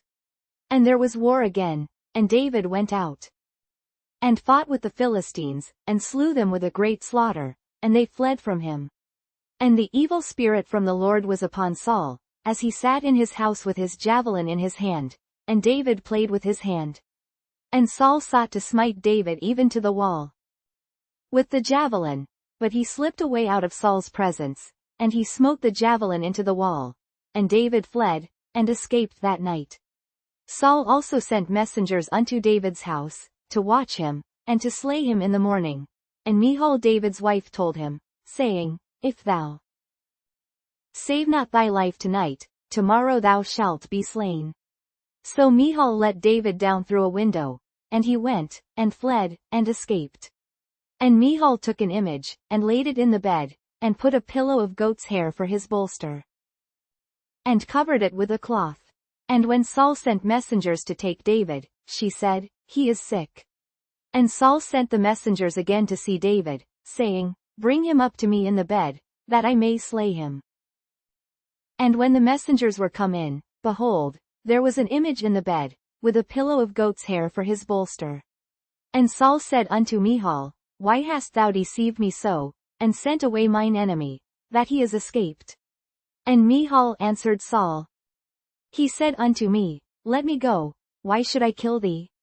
19:18 So David fled, and escaped, and came to Samuel to Ramah, and told him all that Saul had done to him. And he and Samuel went and dwelt in Naioth. And it was told Saul, saying, Behold, David is at Naioth in Ramah. And Saul sent messengers to take David. And when they saw the company of the prophets prophesying, and Samuel standing as appointed over them, the Spirit of God was upon the messengers of Saul, and they also prophesied. And when it was told Saul, he sent other messengers, and they prophesied likewise. And Saul sent messengers again the third time, and they prophesied also.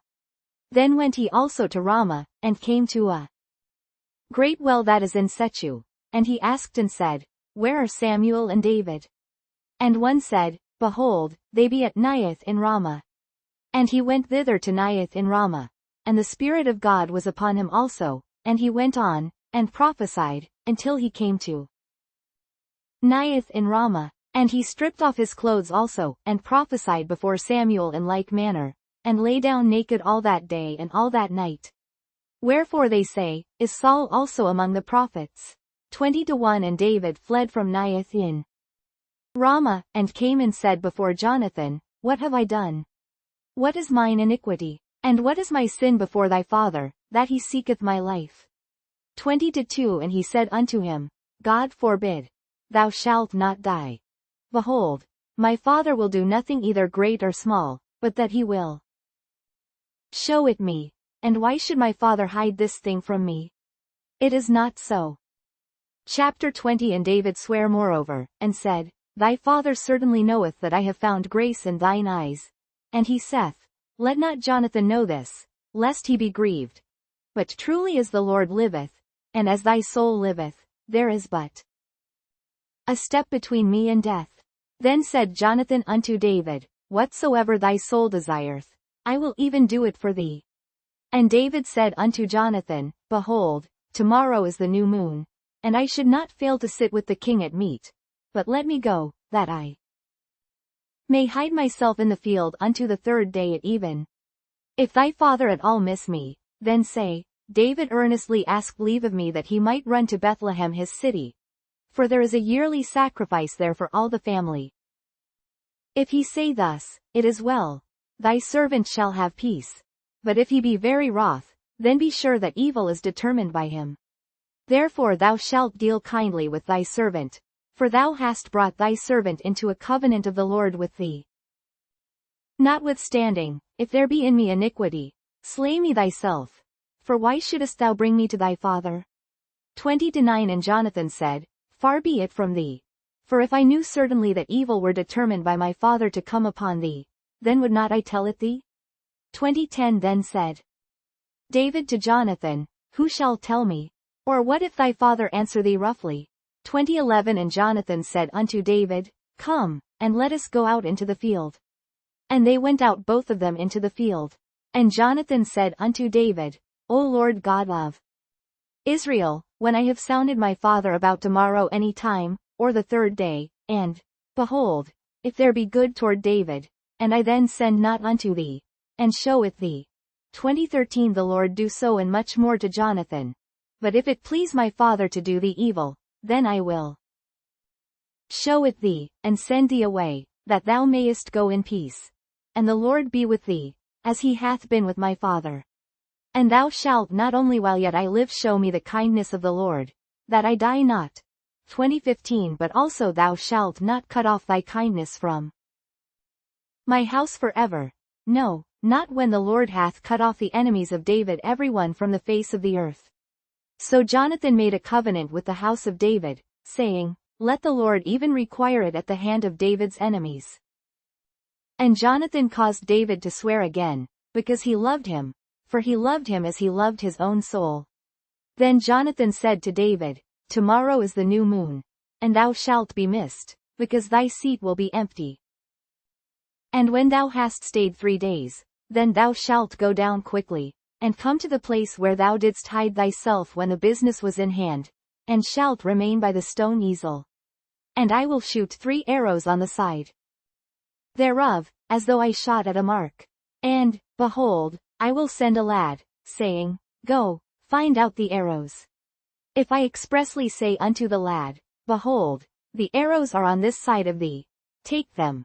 Then come thou. For there is peace to thee, and no hurt, as the Lord liveth.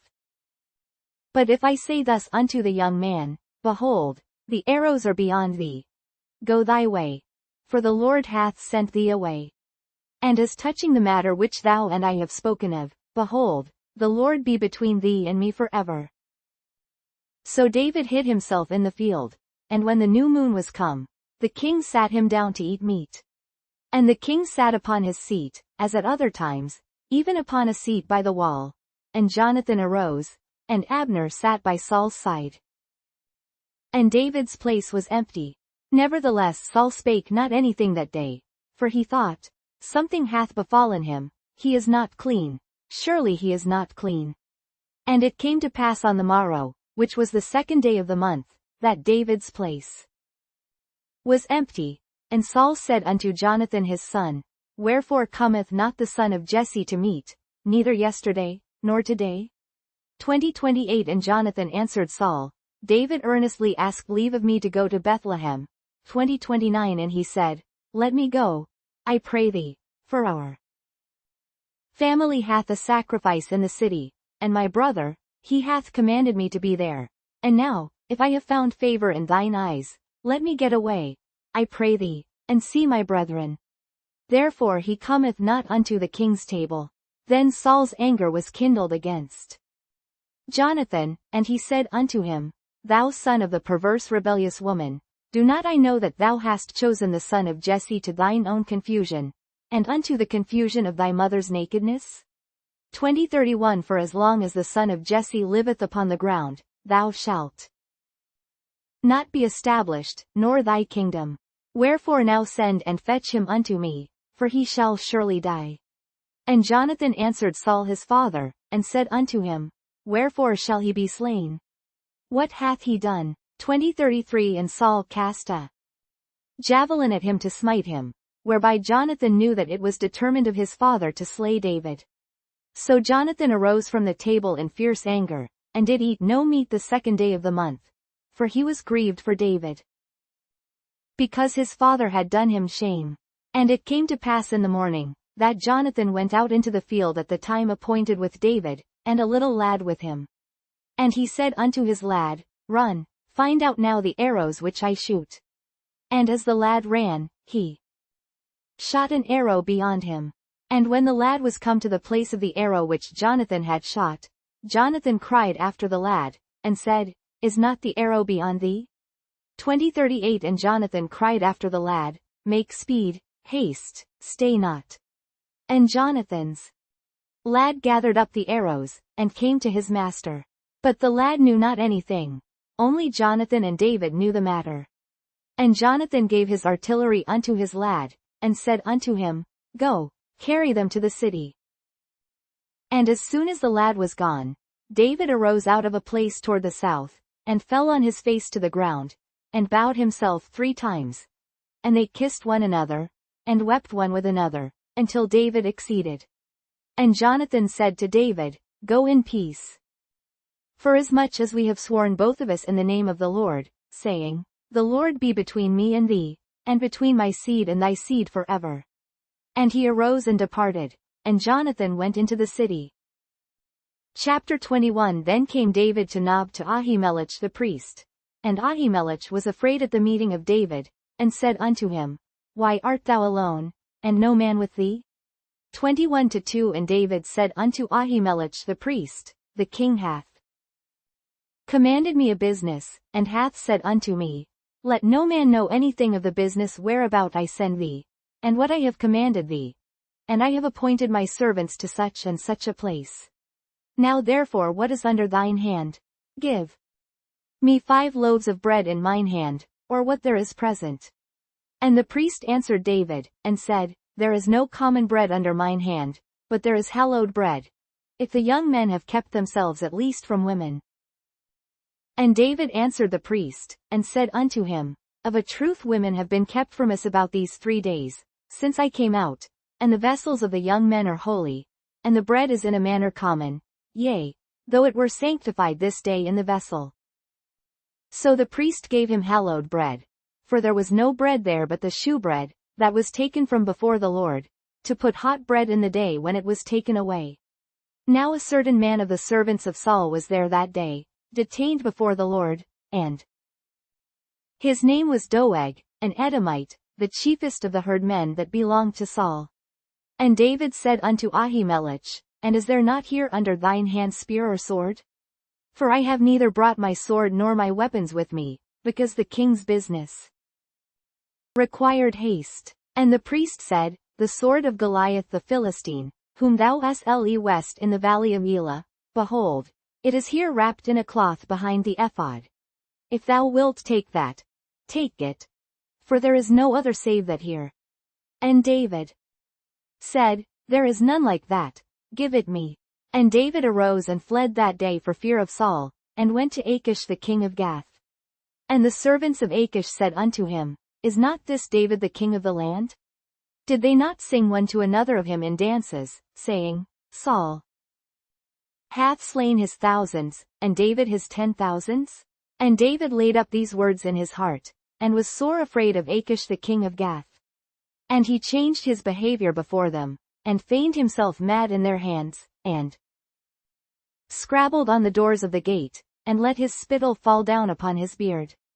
Then said Achish unto his servants, Lo, ye see the man is mad. Wherefore then have ye brought him to me?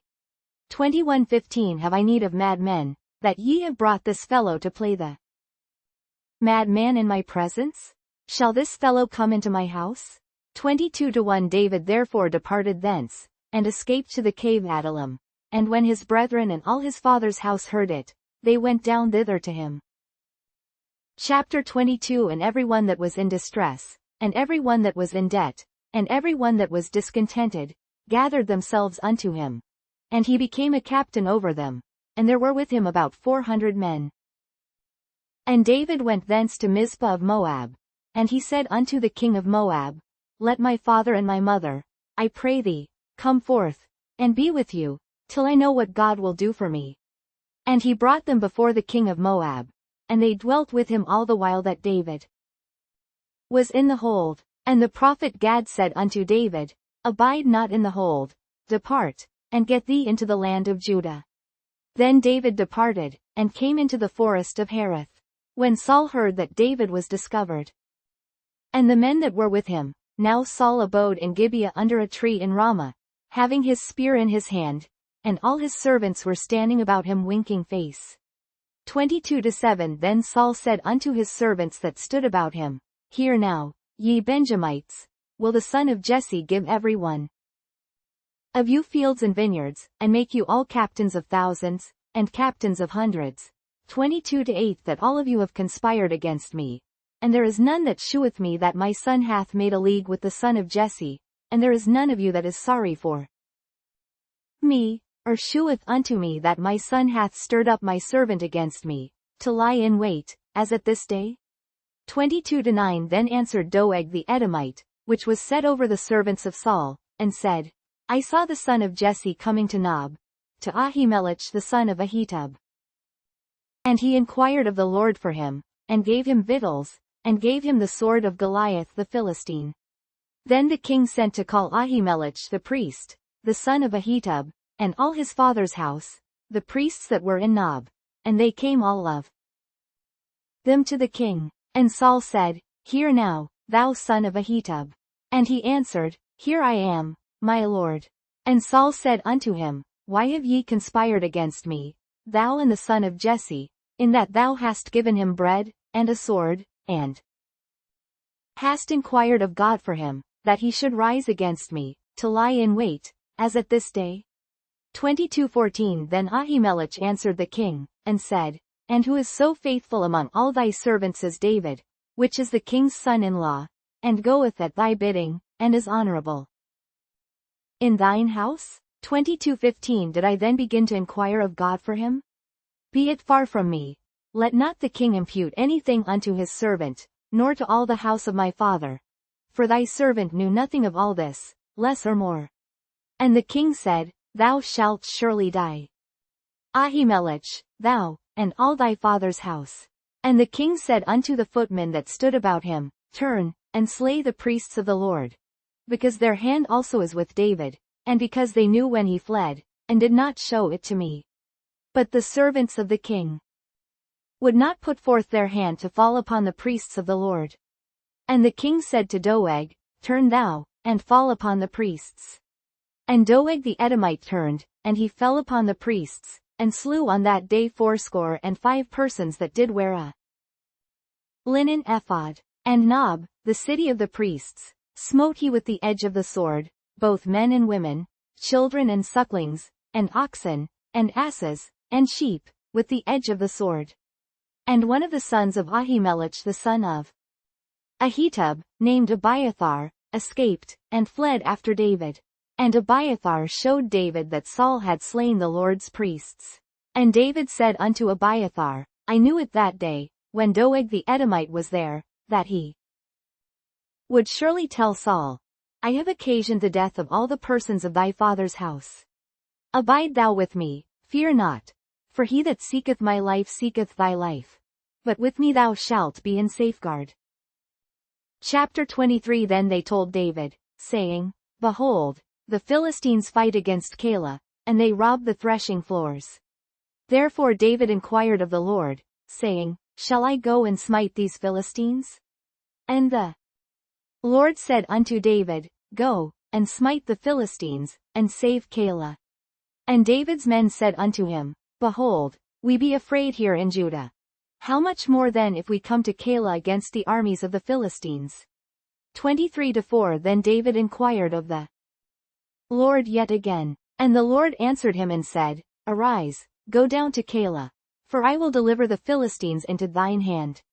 So David and his men went to Keilah, and fought with the Philistines, and brought away their cattle, and smote them with a great slaughter. So David saved the inhabitants of Keilah. And it came to pass, when Abiathar the son of Ahimelech fled to David to Keilah, that he came down with an ephod in his hand. And it was told Saul that David was come to Keilah. And Saul said, God hath delivered him into mine hand, for he is shut in, by entering into a town that hath gates and bars.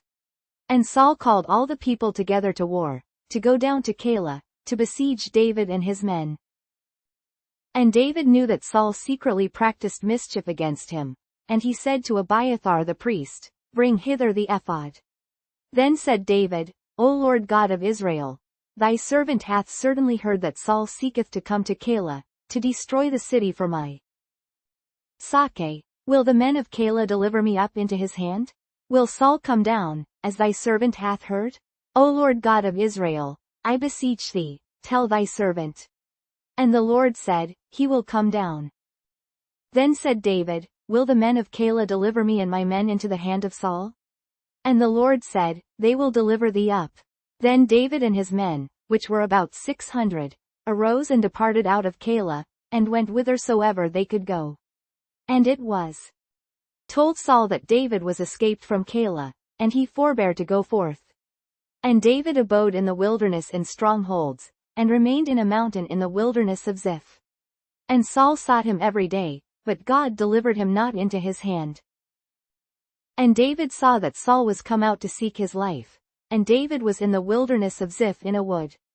And Jonathan Saul's son arose, and went to David into the wood, and strengthened his hand in God.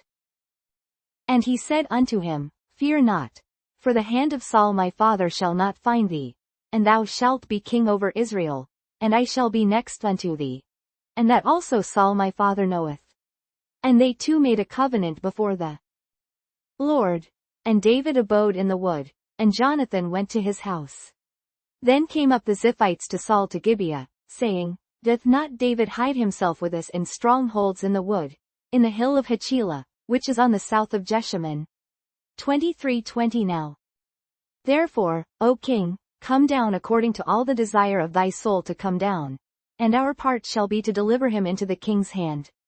And Saul said, Blessed be ye of the Lord, for ye have compassion on me. Go, I pray you, prepare yet, and know and see his place where his haunt is, and who hath seen him there, for it is told me that he dealeth very subtly. See therefore, and take knowledge of all the lurking places where he hideth himself, and come ye again to me with the certainty, and I will go with you, and it shall come to pass, if he be in the land, that I will search him out throughout all the thousands of Judah. And they arose, and went to Ziph before Saul. But David and his men were in the wilderness of Maon, in the plain on the south of Jeshimon. Saul also and his men went to seek him. And they told David, wherefore he came down into a rock, and abode in the wilderness of Maon. And when Saul heard that, he pursued after David in the wilderness of Maon.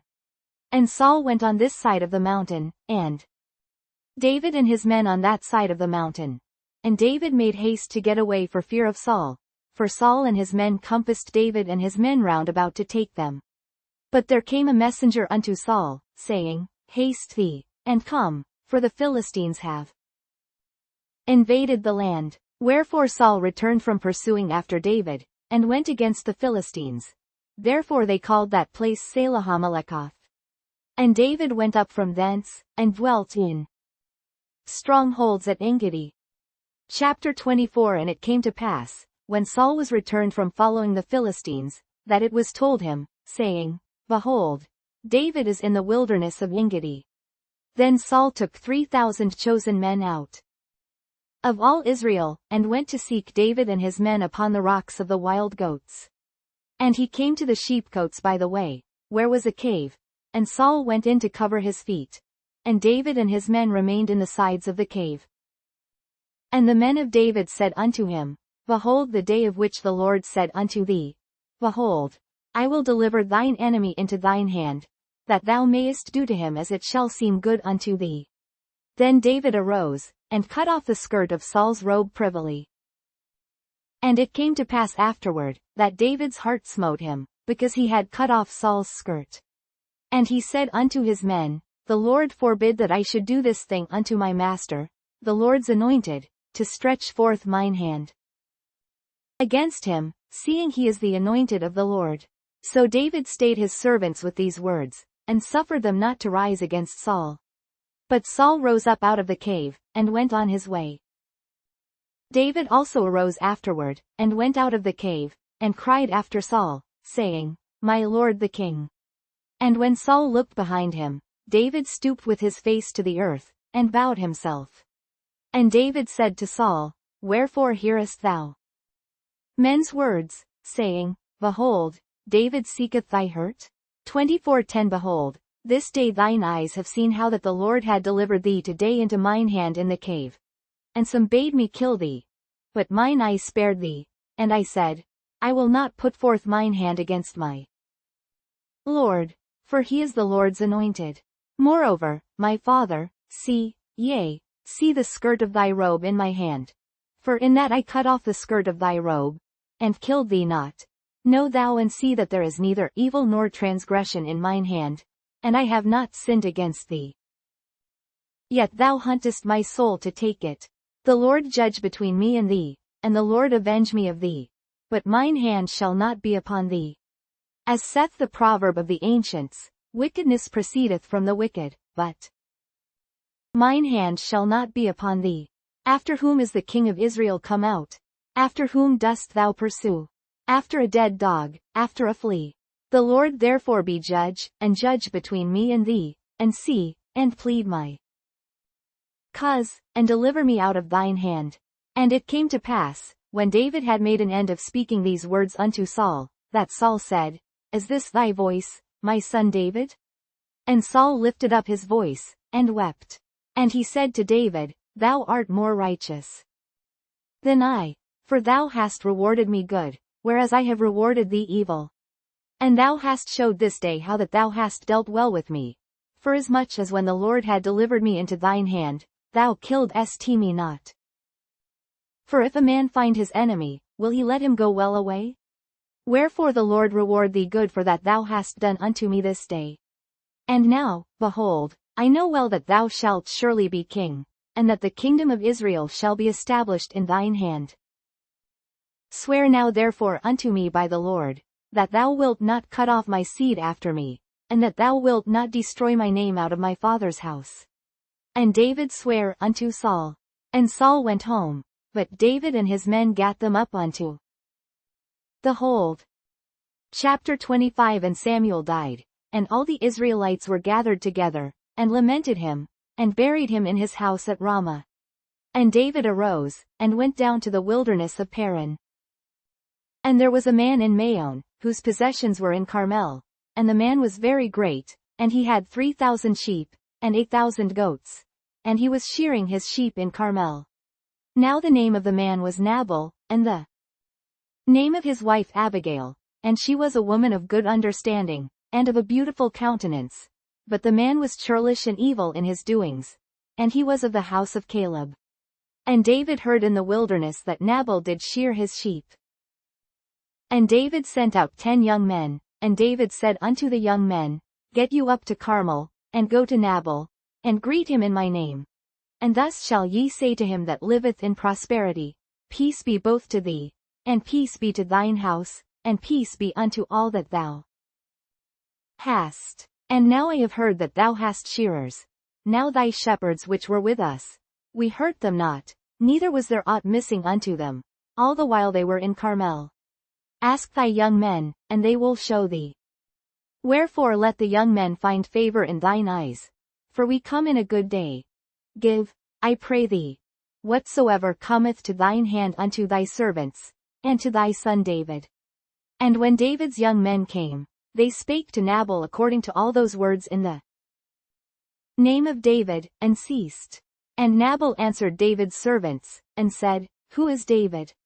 And who is the son of Jesse? There be many servants nowadays that break away every man from his master. Shall I then take my bread, and my water, and my flesh that I have killed for my shearers, and give it unto men, whom I know not whence they be? 25-12. So David's young men turned their way, and went again, and came and told him all those sayings. And David said unto his men, Gird ye on every man his sword. And they girded on every man his sword. And David also girded on his sword. And there went up after David about 400 men, and 200 abode by the stuff. But one of the young men told Abigail, Nabal's wife, saying, Behold, David sent messengers out of the wilderness to salute our master, and he railed on them. But the men were very good unto us, and we were not hurt, neither missed we anything, as long as we were conversant with them, when we were in the fields. 25-16. They were a wall unto us both by night and day, all the while we were with them keeping the sheep. Now therefore know and consider what thou wilt do. For evil is determined against our master, and against all his household, for he is such a son of Belial, that a man cannot speak to him. Then Abigail made haste, and took 200 loaves, and 2 bottles of wine, and 5 sheep ready dressed, and 5 measures of parched corn, and 100 clusters of raisins, and 200 cakes of figs, and laid them on asses. And she said unto her servants, Go on before me, behold, I come after you. But she told not her husband Nabal. And it was so, as she rode on the ass, that she came down by the covert on the hill, and behold, David and his men came down against her, and she met them. Now David had said, Surely in vain have I kept all that this fellow hath in the wilderness, so that nothing was missed of all that pertained unto him. And he hath requited me evil for good. So and more also do God unto the enemies of David, if I leave of all that pertain to him by the morning light any that pisseth against the wall. And when Abigail saw David, she hasted, and lighted off the ass, and fell before David on her face, and bowed herself to the ground, and fell at his feet, and said, Upon me, my lord, upon me let this iniquity be, and let thine handmaid, I pray thee, speak in thine audience, and hear the words of thine handmaid. Let not my lord, I pray thee, regard this man of Belial, even Nabal, for as his name is, so is he. Nabal is his name, and folly is with him. But I thine handmaid saw not the young men of my lord, whom thou didst send. Now therefore, my lord, as the Lord liveth, and as thy soul liveth, seeing the Lord hath withholden thee from coming to shed blood, and from avenging thyself with thine own hand, now let thine enemies, and they that seek evil to my lord, be as Nabal. And now this blessing which thine handmaid hath brought unto my lord, let it even be given unto the young men that follow my lord. I pray thee, forgive the trespass of thine handmaid, for the Lord will certainly make my lord a sure house. Because my lord fighteth the battles of the Lord, and evil hath not been found in thee all thy days. Yet a man is risen to pursue thee, and to seek thy soul. But the soul of my lord shall be bound in the bundle of life with the Lord thy God. And the souls of thine enemies, them shall he sling out, as out of the middle of a sling.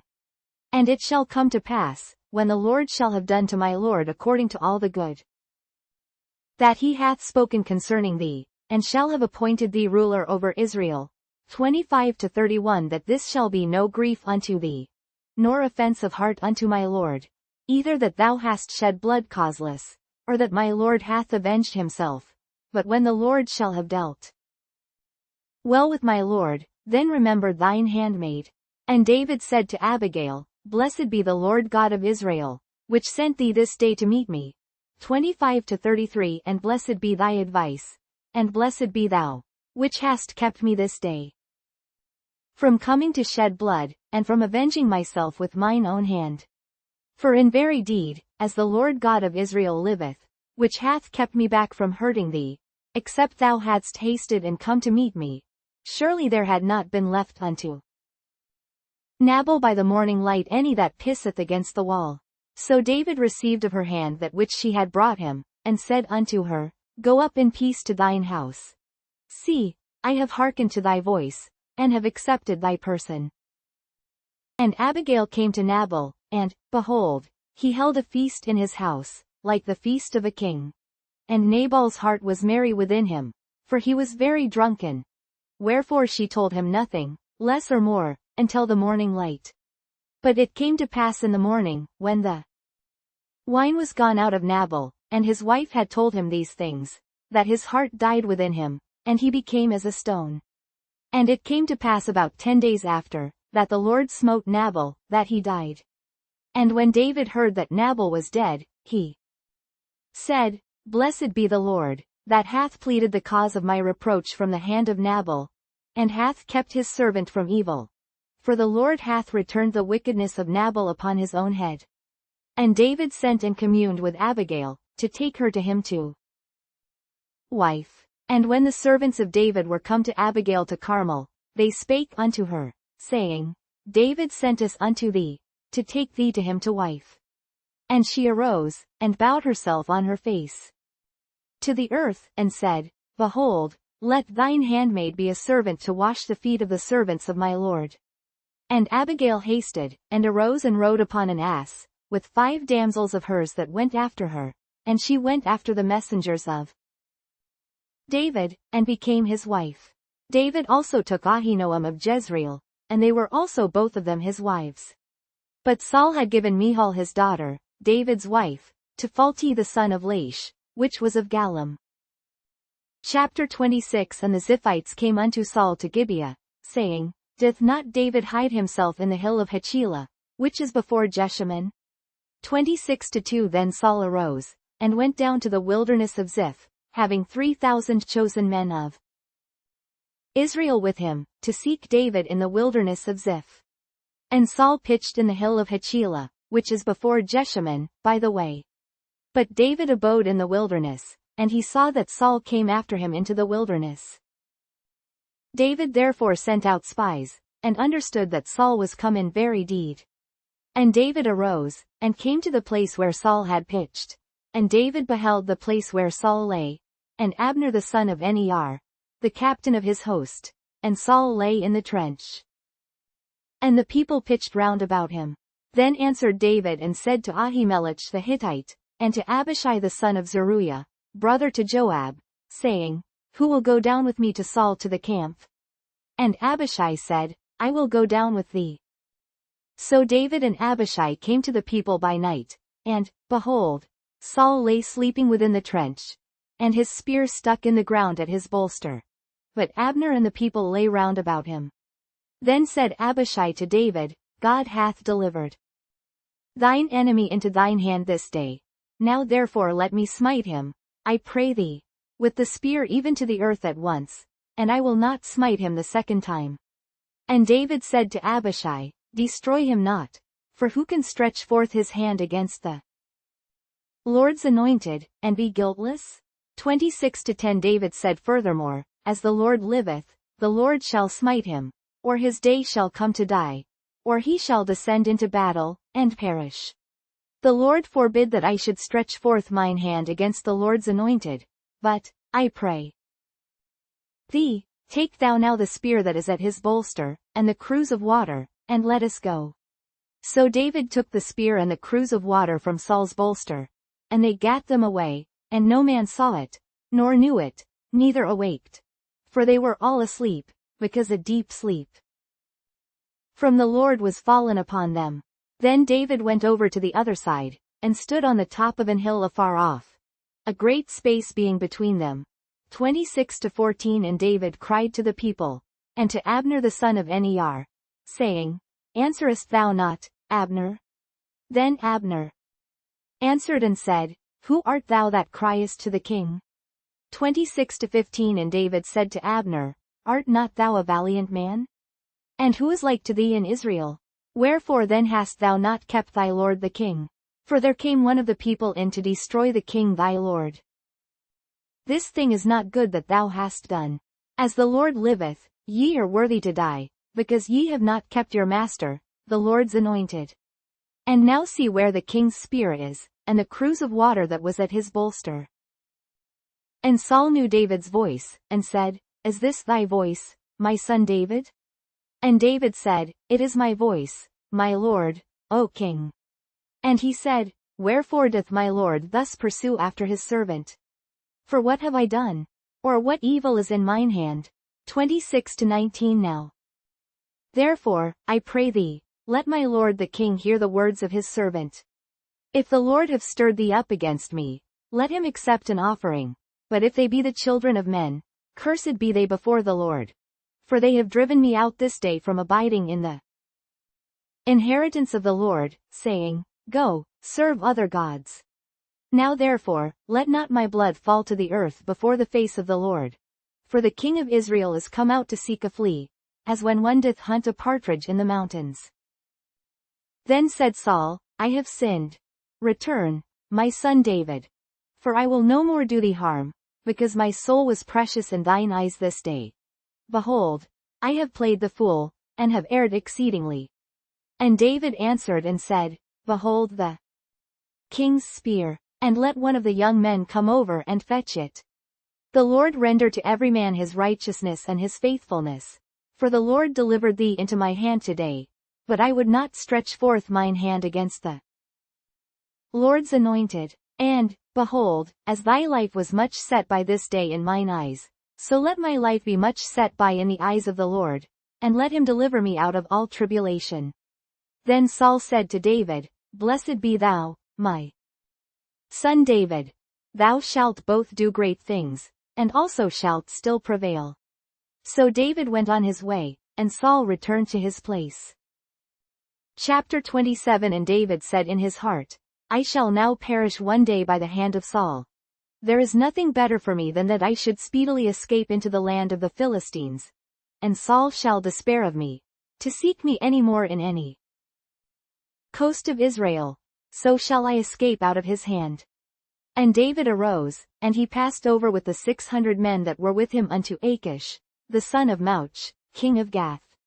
And David dwelt with Achish at Gath, he and his men, every man with his household, even David with his 2 wives, Ahinoam the Jezreelitess, and Abigail the Carmelitess, Nabal's wife.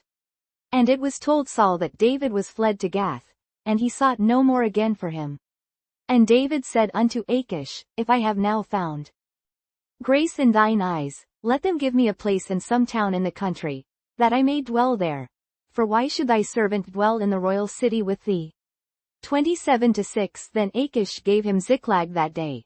Wherefore Ziklag pertaineth unto the kings of Judah unto this day. And the time that David dwelt in the country of the Philistines was a full year and 4 months. And David and his men went up, and invaded the Geshurites, and the Gezrites, and the Amalekites. For those nations were of old the inhabitants of the land, as thou goest to Shur, even unto the land of Egypt. And David smote the land, and left neither man nor woman alive, and took away the sheep, and the oxen, and the asses, and the camels, and the apparel, and returned, and came to Achish. And Achish said, Whither have ye made a road today? And David said, Against the south of Judah, and against the south of the Jerahmeelites, and against the south of the Kenites. And David saved neither man nor woman alive, to bring tidings to Gath, saying, Lest they should tell on us, saying, So did David, and so will be his manner all the while he dwelleth in the country of the Philistines. And Achish believed David, saying, He hath made his people Israel utterly to abhor him, therefore he shall be my servant forever. Chapter 28. And it came to pass in those days, that the Philistines gathered their armies together for warfare, to fight with Israel. And Achish said unto David, Know thou assuredly, that thou shalt go out with me to battle, thou and thy men. And David said to Achish, Surely thou shalt know what thy servant can do. And Achish said to David, Therefore will I make thee keeper of mine head forever. Now Samuel was dead, and all Israel had lamented him, and buried him in Ramah, even in his own city. And Saul had put away those that had familiar spirits, and the wizards, out of the land. And the Philistines gathered themselves together, and came and pitched in Shunem. And Saul gathered all Israel together, and they pitched in Gilboa. And when Saul saw the host of the Philistines, he was afraid, and his heart greatly trembled. And when Saul inquired of the Lord answered him not, neither by dreams, nor by Urim, nor by prophets. Then said Saul unto his servants, Seek me a woman that hath a familiar spirit, that I may go to her, and inquire of her. And his servants said to him, Behold, there is a woman that hath a familiar spirit at Endor. And Saul disguised himself, and put on other raiment, and he went, and 2 men with him, and they came to the woman by night. And he said, I pray thee, divine unto me by the familiar spirit, and bring me him up, whom I shall name unto thee. And the woman said unto him, Behold, thou knowest what Saul hath done, how he hath cut off those that have familiar spirits, and the wizards, out of the land. Wherefore then layest thou a snare for my life, to cause me to die? 28-10. And Saul sware to her by the Lord, saying, As the Lord liveth, there shall no punishment happen to thee for this thing. Then said the woman, Whom shall I bring up unto thee? And he said, Bring me up Samuel. And when the woman saw Samuel, she cried with a loud voice. And the woman spake to Saul, saying, Why hast thou deceived me? For thou art Saul. And the king said unto her, Be not afraid, for what essay west thou? And the woman said unto Saul, I saw gods ascending out of the earth. And he said unto her, What form is he of? And she said, An old man cometh up, and he is covered with a mantle. And Saul perceived that it was Samuel, and he stooped with his face to the ground, and bowed himself.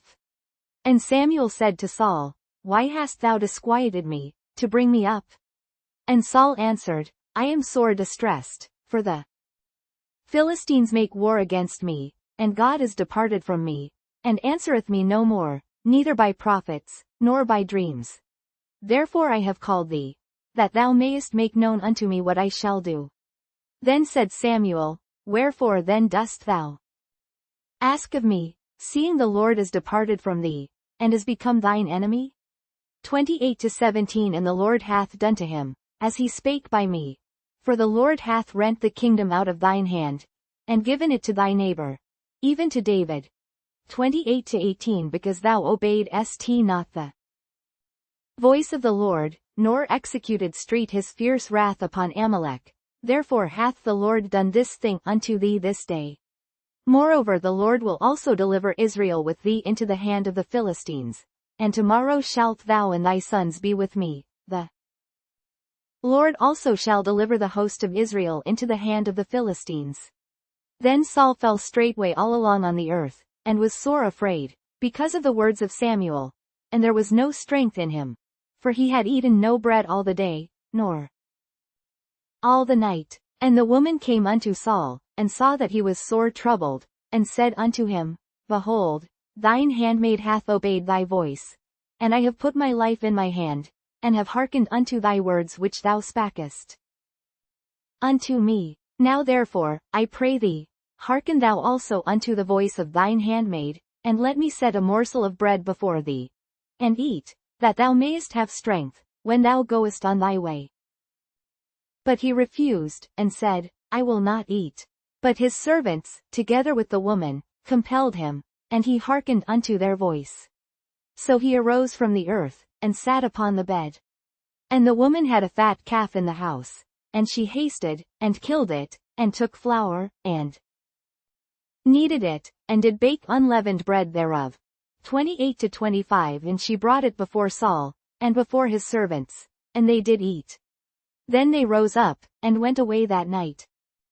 Chapter 29. Now the Philistines gathered together all their armies to Aphek, and the Israelites pitched by a fountain which is in Jezreel. And the lords of the Philistines passed on by hundreds, and by thousands, but David and his men passed on in the rear reward with Achish. Then said the princes of the Philistines, What do these Hebrews here? And Achish said unto the princes of the Philistines, Is not this David, the servant of Saul the king of Israel, which hath been with me these days, or these years, and I have found no fault in him since he fell unto me unto this day? 29-4. And the princes of the Philistines were wroth with him, and the princes of the Philistines said unto him, Make this fellow return, that he may go again to his place which thou hast appointed him, and let him not go down with us to battle, lest in the battle he be an adversary to us. For wherewith should he reconcile himself unto his master? Should it not be with the heads of these men? 29-5. Is not this David, of whom they sang one to another in dances, saying, Saul slew his thousands, and David his 10,000s? 29-6. Then Achish called David, and said unto him, Surely, as the Lord liveth, thou hast been upright, and thy going out and thy coming in with me in the host is good in my sight. For I have not found evil in thee since the day of thy coming unto me unto this day. Nevertheless the Lord's favor thee not. Wherefore now return, and go in peace, that thou displease not the lords of the Philistines. And David said unto Achish, But what have I done? And what hast thou found in thy servant so long as I have been with thee unto this day? That I may not go fight against the enemies of my lord the king? And Achish answered and said to David, I know that thou art good in my sight, as an angel of God. Notwithstanding the princes of the Philistines have said, He shall not go up with us to the battle. Wherefore now rise up early in the morning with thy master's servants that are come with thee, and as soon as ye be up early in the morning, and have light, depart. So David and his men rose up early to depart in the morning, to return into the land of the Philistines. And the Philistines went up to Jezreel. Chapter 30. And it came to pass, when David and his men were come to Ziklag on the third day, that the Amalekites had invaded the south, and Ziklag, and smitten Ziklag, and burned it with fire. 30-2. And had taken the women captives, that were therein. They slew not any, either great or small, but carried them away, and went on their way. So David and his men came to the city, and, behold, it was burned with fire, and their wives, and their sons, and their daughters, were taken captives. Then David and the people that were with him lifted up their voice and wept, until they had no more power to weep. And David's 2 wives were taken captives, Ahinoam the Jezreelitess, and Abigail the wife of Nabal the Carmelite. And David was greatly distressed, for the people spake of stoning him, because the soul of all the people was grieved, every man for his sons and for his daughters. But David encouraged himself in the Lord his God. And David said to Abiathar the priest, Ahimelech's son, I pray thee, bring me hither the ephod. And Abiathar brought thither the ephod to David. And David inquired at the Lord, saying, Shall I pursue after this troop? Shall I overtake them? And he answered him, Pursue, for thou shalt surely overtake them, and without fail recover all. So David went, he and the 600 men that were with him, and came to the brook Besor, where those that were left behind stayed. But David pursued, he and 400 men, for 200 abode behind, which were so faint that they could not go over the brook Besor. And they found an Egyptian in the field, and brought him to David, and gave him bread, and he did eat, and they made him drink water, 30 to 12, and they gave him a piece of a cake of figs, and 2 clusters of raisins. And when he had eaten, his spirit came again to him, for he had eaten no bread, nor drunk any water, 3 days and 3 nights. And David said unto him, To whom belongest thou? And whence art thou? And he said, I am a young man of Egypt, servant to an Amalekite, and my master left me, because 3 days agone I fell sick. We made an invasion upon the south of the Cherethites, and upon the coast which belongeth to Judah, and upon the south of Caleb, and we burned Ziklag with fire. And David said to him, Canst thou bring me down to this company? And he said, Swear unto me by God, that thou wilt neither kill me, nor deliver me into the hands of my master, and I will bring thee down to this company. And when he had brought him down, behold, they were spread abroad upon all the earth, eating and drinking, and dancing, because of all the great spoil that they had taken out of the land of the Philistines, and out of the land of Judah. And David smote them from the twilight even unto the evening of the next day, and there escaped not a man of them, save 400 young men, which rode upon camels, and fled. And David recovered all that the Amalekites had carried away, and David rescued his 2 wives. And there was nothing lacking to them, neither small nor great, neither sons nor daughters, neither spoil, nor anything that they had taken to them. David recovered all. And David took all the flocks and the herds, which they drave before those other cattle, and said, This is David's spoil. And David came to the 200 men, which were so faint that they could not follow David, whom they had made also to abide at the brook Besor, and they went forth to meet David, and to meet the people that were with him. And when David came near to the people, he saluted them. Then answered all the wicked men and men of Belial, of those that went with David, and said, Because they went not with us, we will not give them aught of the spoil that we have recovered, save to every man his wife and his children, that they may lead them away, and depart. Then said David, Ye shall not do so, my brethren, with that which the Lord hath given us, who hath preserved us, and delivered the company that came against us into our hand. For who will hearken unto you in this matter? But as his part is that goeth down to the battle, so shall his part be that tarrieth by the stuff. They shall part alike. And it was so from that day forward, that he made it a statute and an ordinance for Israel unto this day. And when David came to Ziklag, he sent of the spoil unto the elders of Judah, even to his friends, saying, Behold a present for you of the spoil of the enemies of the Lord, 30 to 27 to them which were in Bethel, and to them which were in South Ramoth, and to them which were in Jattir, 30 to 28, and to them which were in Aroer, and to them which were in Siphmoth, and to them which were in Eshtemoa, 30 to 29, and to them which were in Rachal, and to them which were in the cities of the Jerahmeelites, and to them which were in the cities of the Kenites, and to them which were in Hormah, and to them which were in Korashan, and to them which were in Athach, 30 to 31, and to them which were in Hebron, and to all the places where David himself and his men were wont to haunt. Chapter 31. Now the Philistines fought against Israel, and the men of Israel fled from before the Philistines, and fell down slain in Mount Gilboa.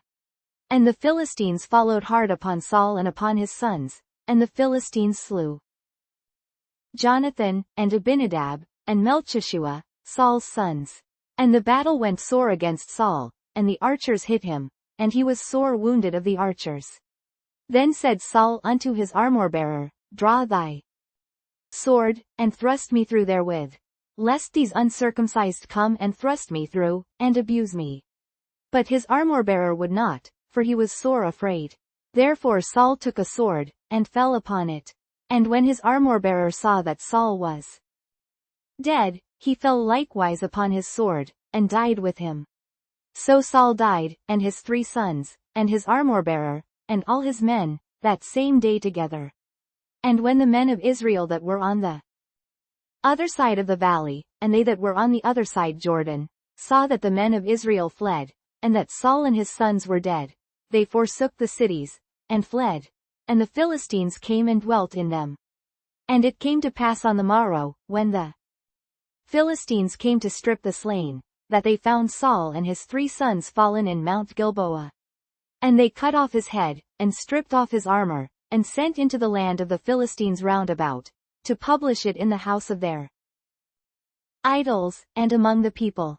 And they put his armor in the house of Ashtaroth, and they fastened his body to the wall of Bethshan. And when the inhabitants of Jabesh-Gilead heard of that which the Philistines had done to Saul, 31-12 all the valiant men arose, and went all night, and took the body of Saul and the bodies of his sons from the wall of Bethshan, and came to Jabesh, and burnt them there. And they took their bones, and buried them under a tree at Jabesh, and fasted 7 days.